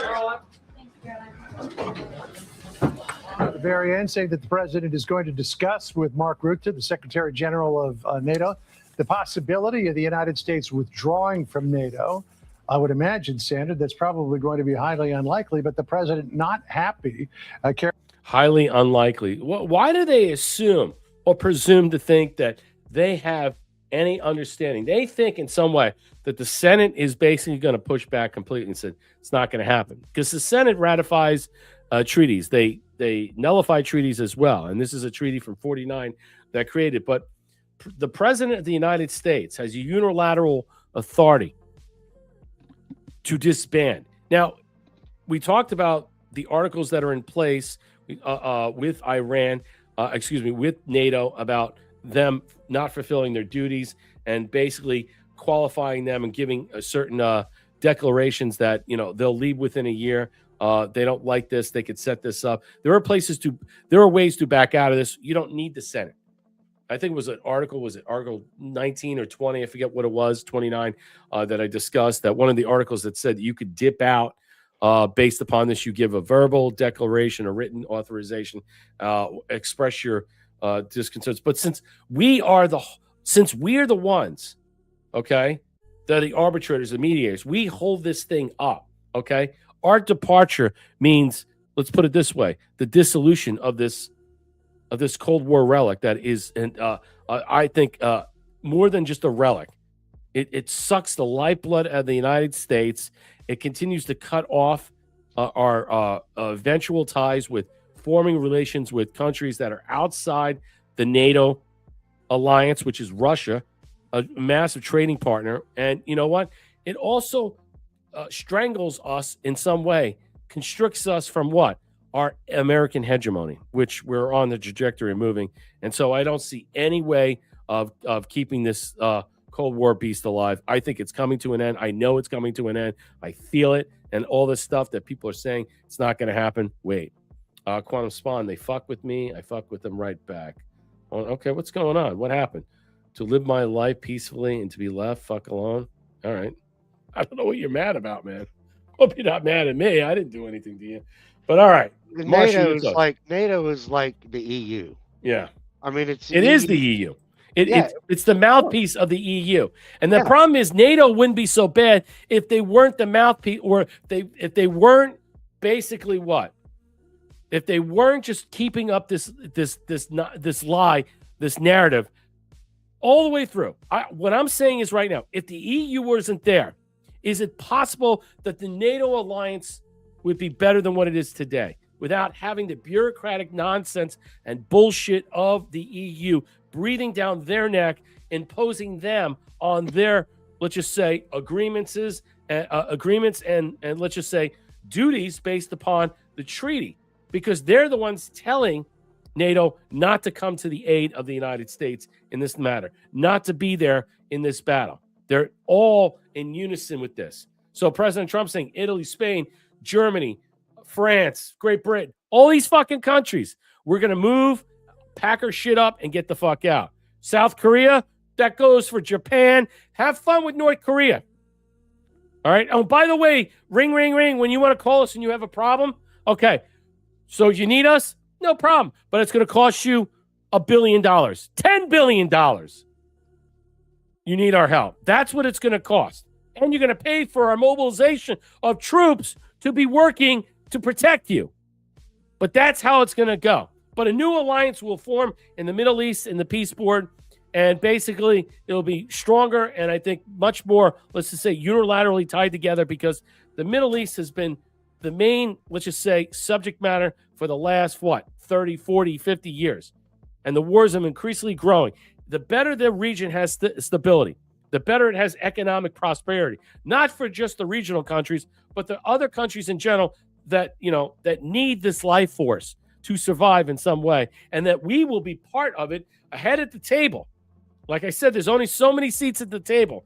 Europe is going to miss out on this completely. And I noticed that Fox reporter rolled his eyes when she mentioned pulling out of NATO. Yeah. Did you see him rolling his eyes? Yeah. I'm like, God damn. He rolled his eyes like 2 or 3 times. Yeah. I'm like, dude, you are part of the problem, brother. Exactly. They don't get it. They don't get it. President Trump considering punishing NATO countries that were helpful to the U.S. during the Iran operation. Let's play it a little bit. 2,500 miles. They supposedly didn't have a missile like that. They had no missile with that capability. But they shot the now famous Ireland, the island that the UK was very afraid to give us because they didn't want to get dragged in. But we don't want to get dragged into their wars either. It's one thing we're very disappointed. I'll say it publicly. We're very disappointed with NATO because NATO has done absolutely nothing. And I've always said 25 years ago, I was somebody that wasn't a politician, but I was always involved in politics and I understood politics. I said 25 years ago that NATO's a paper tiger, but more importantly, that we'll come to their rescue, but they will never come to ours. One missile went 2,000. What do you think about that? He's laying out the arguments every day. How can you think in some way? How can you imagine, presuppose that he's not setting us up to leave in any shape or form? How can you not see that? Every day he's ripping them. Yeah, it's ridiculous. It's insane. And what he did right there was say the truth. That's all he did. They have been screwing us up our ass for so long, for really since it was started. They have never paved their way. Mm-hmm. And we're over there with, my brother was over in Wiesbaden with as part of this whole thing years ago. He was in the army of it. And I'm like, why the hell is he over there for? What the hell is he? Germany and Wiesbaden. Get him, bring him back home. I say, put him. You think about how much money we'll save too. And you know what? You don't need them if we're going to take Ireland. If we're going to take Greenland. If we're going to take Greenland, you don't need it. Think about that. If we take Greenland, which is pretty much, it's already a done deal. We already have these things. You'll have low orbiting satellites. You'll have the dome. You'll have all this fortification. We'll be able to make sure that we increase this in such a way. You know what? It doesn't matter anymore. Do you think Denmark or Copenhagen or all these other countries that are going to, when we leave, they're going to be shitting a brick? So what are you going to do? You're going to fight us over Greenland? You can't. It's over. You're going to need us in the future because we are the what? The controllers of this, the arbiter of this 49 treaty that has been so destitute. It's been destroying and eating away at our country for a long time. Look, it was used to what? Rebuild Europe. Did we get payback from that? I didn't see France paying us back. How about fucking Czechoslovakia or Poland or any of these other countries that were bombed in the Stone Age by the Nazis, all right? By the World War II axis of evil. Where was our payment in full? It took 40 years to rebuild Europe. And then you had the fall of the Berlin Wall in 88 and 89. Where was all these other people in some way to help pay for this or pay us back? They didn't pay us. They never pay us. They keep taking advantage of us. I'm so sick of Europe. I am. I'm sick of Europe completely. I don't give a fuck about Europe at all. I think the problem with Europe is that until you get rid of this mind virus that is just basically eating them, this rot, this parasite that is just a migration and other things too. Until you get rid of this and the idea of this old order that they represent, until they start realizing and stepping into the new in the new scenario of a world that is totally changing right before their eyes that they have no idea about. Look at Great Britain. Look at the United Kingdom. They used to be the super. They're not. When was the last time they were called a superpower? I mean, think about it. 1600, 1700. They're When were overrun by third worlders, Brett. Exactly. They allowed it to happen. Yeah. Trump on Megyn Kelly. that? Megyn Kelly may rest in peace. She's sort of making a career by pretending she likes me. She flipped out over President Trump's post and literally sat in Iran free. Grow up, Megyn and Marjorie. Oh, yeah. He goes off on that. Marjorie Trader Brown. Green turns to brown under stress. Seat in Congress has been taken over. Yeah, I guess Clay Fuller won by, well, it says plus 37, but really the percentage points were about 12, 13%. And despite the stench left by Green, congratulations to Clay Fuller, a very large improvement over his deranged predecessor. Oh, wow. She just, he just continues to rip on these people as he should. And you know what? No loss there. I mean, I like to get the idea that their investigation at the Mar-a-Lago candidacy that's over there for that one special election that was happening. I hope they're investigating that in some way. Hope we can get to that and find out what is going on with that. I think it's some way we need to understand, because when you have these special elections where they won, then there's going to be up for another re-election again. So maybe they're not going to, investigate it or investigate it later, see what's going to happen. I guess that person's going to have to run again. All right. So let me get to a couple more things. All right. We already covered that. I'm not going to get into this. Okay. A couple more things and then we're out of here. All right. So these are the things that I've seen that are noticing about what's going on with, apparently there's a lot of Iranians living in LA and Vegas, and they're living off the hog, so to speak, living off of their stolen wealth. Holy crap, the niece of slain Iranian General Soleimani just begged her ex-boyfriend to help her escape the ICE facility in Texas. But her ex fired back, I don't want anything to do with her. She scares me. Couldn't happen to her nicer IRGC apologist. She's going to be deported, courtesy of Secretary Marco Rubio canceling her status. She knows how to make herself seem like an angel, and you feel like the devil. The ex continued. Listen to this stuff. Reportedly called her former boyfriend for help to escape. And how many people do you know that are like according this? To the New York Post, he declined the call, saying this, quote, I don't want anything to do with her. She scares me. I was so afraid of her. She knows how to make herself seem like an angel, and you feel like the devil. What? She takes advantage of every man she knows. Now, another man, a Los Angeles hairdresser, said this about the situation. Thank God after hearing of her arrest by ICE. He said that's good. She's a stalker. In court filings, he said the woman subjected him to emotional abuse, harassment, and that she threatened her. You're telling me the daughter of General Soleimani is a stalker. She's the devil herself. The apple of what is it? The daughter is the apple of the eye of the father. Is that what it is? The apple of the eye? Yeah, there you go. The deceived apple of the eye. How interesting that is being discussed. Let's continue. Hurt herself. All of this highlighting a tale of two Irans. Ordinary Iranians facing crackdowns and execution. Reportedly called her. Wow, I got more. Wait till you see this one. I mean, honestly, But she's an only.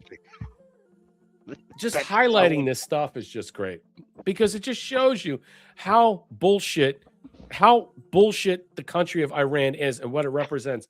You have 3,000 to 4,000 Iranian elites in this country. What?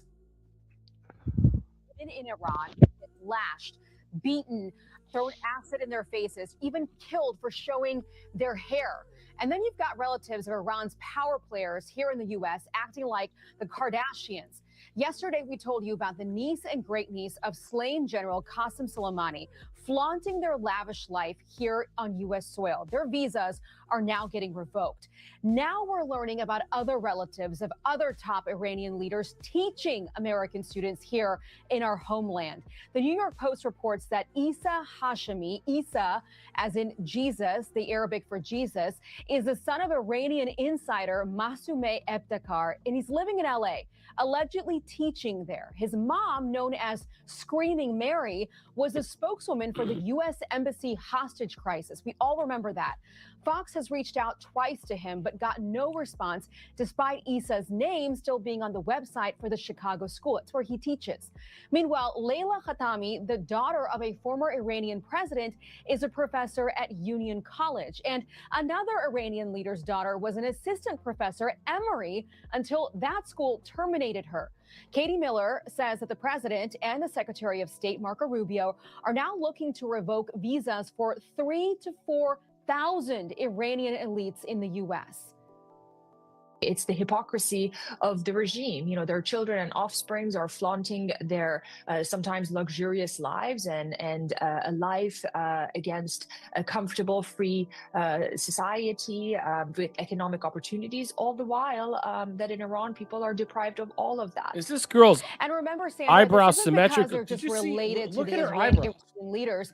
I mean, dude, All does of she that. measure this with a ruler? And Look remember, how Sandra, this isn't symmetrically. because they're just They all do that shit, Brett. What It's the so fuck? fucking Look at this flaunting eyebrows. It's their, like perfectly sometimes aligned here. luxurious It's like lives Max and Headroom. a life against I mean, a look at it. comfortable, free society Jesus.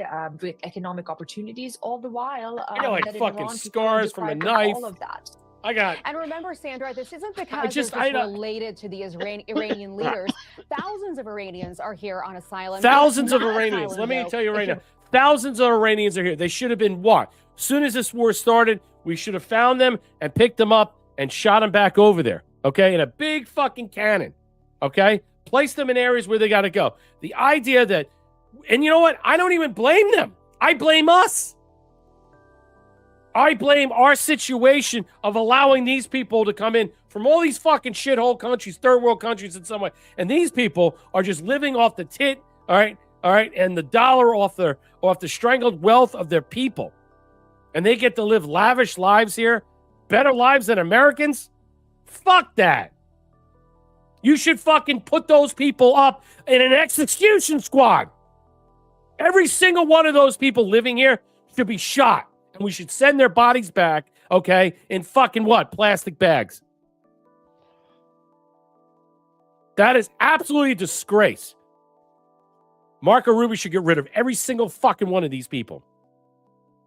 If you're part of the regime that are living here off the tit while you're stealing the money from those people over there, send them home in body bags. Unfucking believable. You have 3,000 to 4,000 Iranians living here in the United States. How many of them are spies? Have you considered that? Send them fucking home now.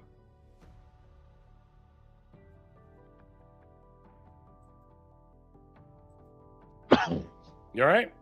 Yeah, it's ridiculous what they're doing. Yeah. All right, this is the last thing right now. We're going to cover it, and then we'll dip out. Yeah, I see a quantum respond. Yeah, you shouldn't have to take the jab. Fuck that. If you force the jab, tell them to shove it up their ass. You shouldn't be taking anything with needles. Fuck them. Take me over toxic. Yeah, I went through this shit. Thomas and I, we discussed this in 2020 during COVID and all this stuff. I went through all this stuff. All this stuff. Fuck that. Fuck that. No.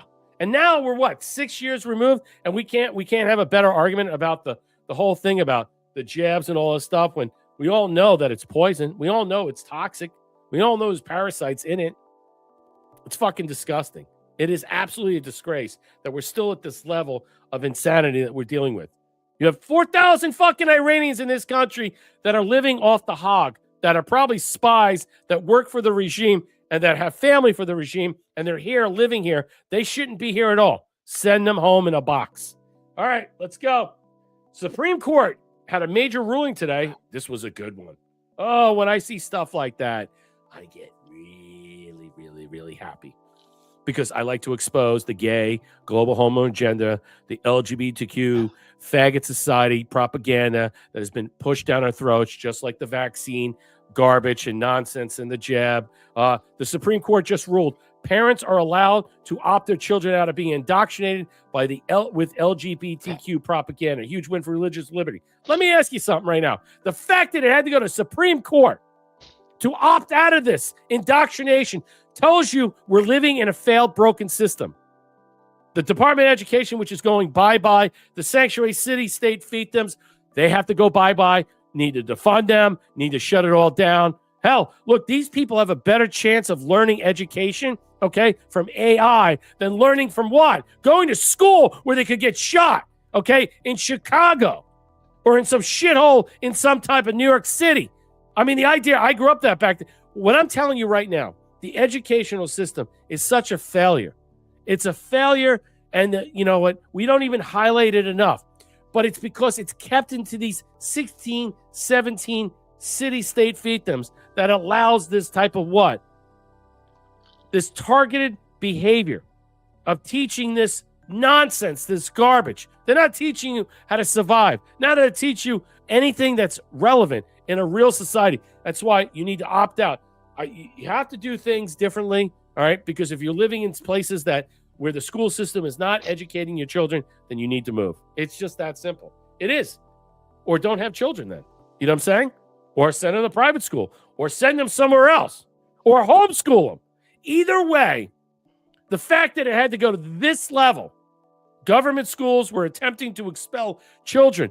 Good, expel the children. My child should not have to what? Listen to this garbage. Be what? Trained in this agitprop, this deception management propaganda to what? Convert my child into what? Thinking they're not really real? Or thinking they're not a boy when they're a girl and vice versa?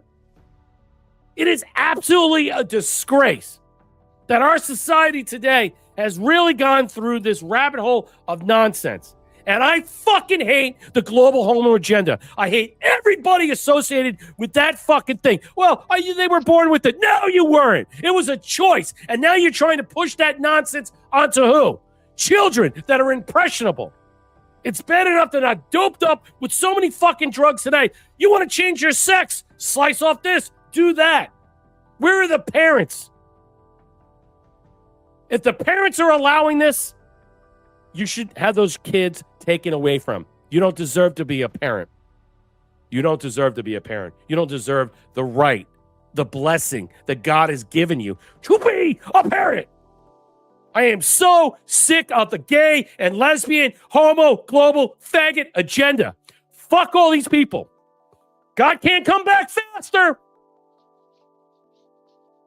Every time I turn around, I'm looking for the lake of fire. Where is it? I am sick of this nonsense. And this is the last of the biting of the pillow propaganda nonsense that is going to be pushed forth in our schools. The fact it reached this point, an apex, is disgraceful. It is absolutely unruly. It makes me sick that the Supreme Court had to what? Rule in a way to give people an opt-out so they're not forced with this propaganda, this agitprop, this deception management, this deceiver management. My God, let's listen. Regarding religious liberty and whether parents should be informed and be able to opt their children out from reading books in the classroom that go against their faith. Religious liberty. That's what it's under. Religious liberty. Think about that. Shannon Bream is at the Supreme Court. We were watching for this one. What's the verdict? We were, Dana. So this brought together a coalition of parents of different religious faiths and backgrounds who said there used to be a rule in this particular school district that would let them know when there were books that dealt with issues that may be in conflict with their religious faith. Well, so many parents were opting out that the school board and the school district quit doing it. Well, 6-3 today in a decision by Justice Alito, they said these parents have earned at least a preliminary injunction. So while this case plays out, they said the board has to notify them about a book that's in question or anything similar so that their kids can be excused if it's in conflict with their faith. He says, as we've explained, without that, parents are left this choice: either risk their child's exposure to burdensome instruction or pay substantial sums for alternative educational services. Because at one point, Justice Jackson during the arguments had said, why don't they just go to a different school? Why don't you put them in private school or homeschool them? Justice Alito and others saying that's not practical for a lot of people. The dissent by Justice Sotomayor, joined by Justices Kagan and Jackson, says today's ruling threatens the essence of public education. She says it's not about bringing kids together to learn about a particular faith, but a range of concepts and views that reflect our entire society. Exposure to new ideas has always been a vital part of that project until now. The dissenters didn't think that the parents should get the opt-out. Justice Alito and the majority say they should. Marshall, your thoughts? I'm absolutely Fact- apoplectic. I'm disgusted. The The fact fact that, that this is level. even a discussion is disgusting. Exactly. I mean, we shouldn't even be having this kind of discussion because it's insane. Right. You know, these are the same kind of books, believe it or not. And I'm sure most people out there know this that are watching. These are the kind of books that they burned in Germany during Nazi Germany. Those are the books they were burning. Mm-hmm. That's where this whole transgender shit started, by a German person who was of a certain religion. Mm-hmm. It's disgusting. It really is, Brett. I hear you. I don't know if anybody hears me about this. I know you do. I mean, what bothers me is that we have to go to this level. This is how much it's permeated through the indoctrination of our culture with this global homo agenda, and it's just. I'm glad it's breaking. I mean, you can't thank President Trump enough in some way. Eyebrow envy, Brett.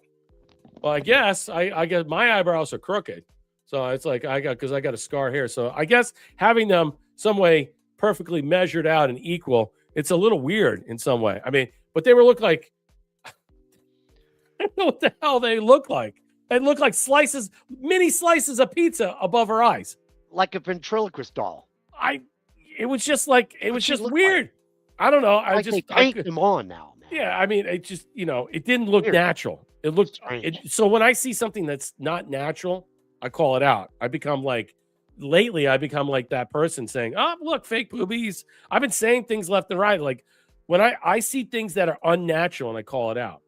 And, my wife got me into like looking at the Botox people. Like she points it out better than me. But now she got me pointed out. I'm like, that person's got Botox or they did this or did that. Who injects that shit in their face? I just want to know who wants to put botulism in their face. Okay. Yeah, let me, you know what? Why not? If you're doing that, you probably took the jab. You know what I'm saying? You got no problem with that. You got no problem injecting yourself with poison. Then there's no difference of saying, well, because I got some wrinkles and I don't want to have crinkly face. I got to make my thing where I can't scrunch my forehead. It doesn't move. Oh, don't worry about it. There's some parasites in there. It just keeps it formatted for a while until you can't move your face anymore. You can't smile. You can't blink. I don't know who these people are. I really don't. It's like Laura Ingraham. She's like that. She's like, oh, it's gross. It's really gross. But as for this subject, I am really, really just bothersome that we had to reach this apex moment in order to change this. Now, good win. But the global homo agenda, which is breaking, it's just coming into its death nails in some way. And that's why I was kind of shocked. I mean, I know President Trump was making a funny about that.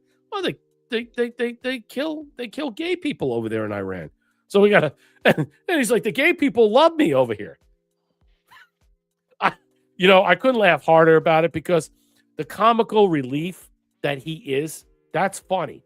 Not about all this other stuff, but the seriousness that we talk about when I see LGBTQ crap, when I see that stuff and what is done to indoctrinate and destroy our children and our culture and our lifestyle, the evil, the subversive tactics, very demon-like, and I'm over this stuff. I'm over these people, and most of these people, what? Kill Christians. You know it, and I know it. That's our show for tonight. I want to thank everybody out there for supporting the platform. Who's here tonight? Supporting Thea. Thank you for the 1.8 support here. Darl L 1.2. Wood USA 934. I want to thank you guys for supporting the platform over there. You can help out MarshallKo-Fi.com/SurfDog74. We will return on Friday. Want to thank any parting thoughts before we dip out? Nah, the whole LGBT thing is just ridiculous. It's got it. I want to say this one thing. They tore up the crosswalk that had the rainbow on it in some city in the United States. I forget. I read about it today. Yeah. So what did the city do? They did the it was Delray Beach. Yeah, they did the telephone poles or whatever. And they painted them. And I'm like, you people, what the fuck is wrong with you, man? Yeah. And the taxpayers are paying for that shit. I know. Anyway, it's sad in some way that we're at this point, but at least we're moving out of it and things are being corrected as we speak. We're we're batting and pitchforking these demons back into their caves, their hovels, where they belong. And hopefully eventually they'll be, fly away birdie. They'll all be gone, and that'll be the best thing for our country as we move forward. As long as we got people to fight for it, okay? Not fight against it, not subversively divide us because they're touchy-feely based about how they see about the war or anything else that President Trump does that's outside the norm that they feel uncomfortable with, that they have to make a hullabaloo about. That's what it is. Their emotional intelligence has descended rapidly into a chasm that you can correlate how Artemis 2 is rapidly going around the moon. It's significantly dropped. And these people lack that type of intelligence that have that many followers on their platform. And it shows you who they are and what they represent. And it's not about you and I. It's about the almighty dollar. That's our show. We will be back on Friday. Ciao, Bella. Be safe. God bless. Wish you the best. It's going to be okay. Every day I will say that, and you will be fine. Ciao.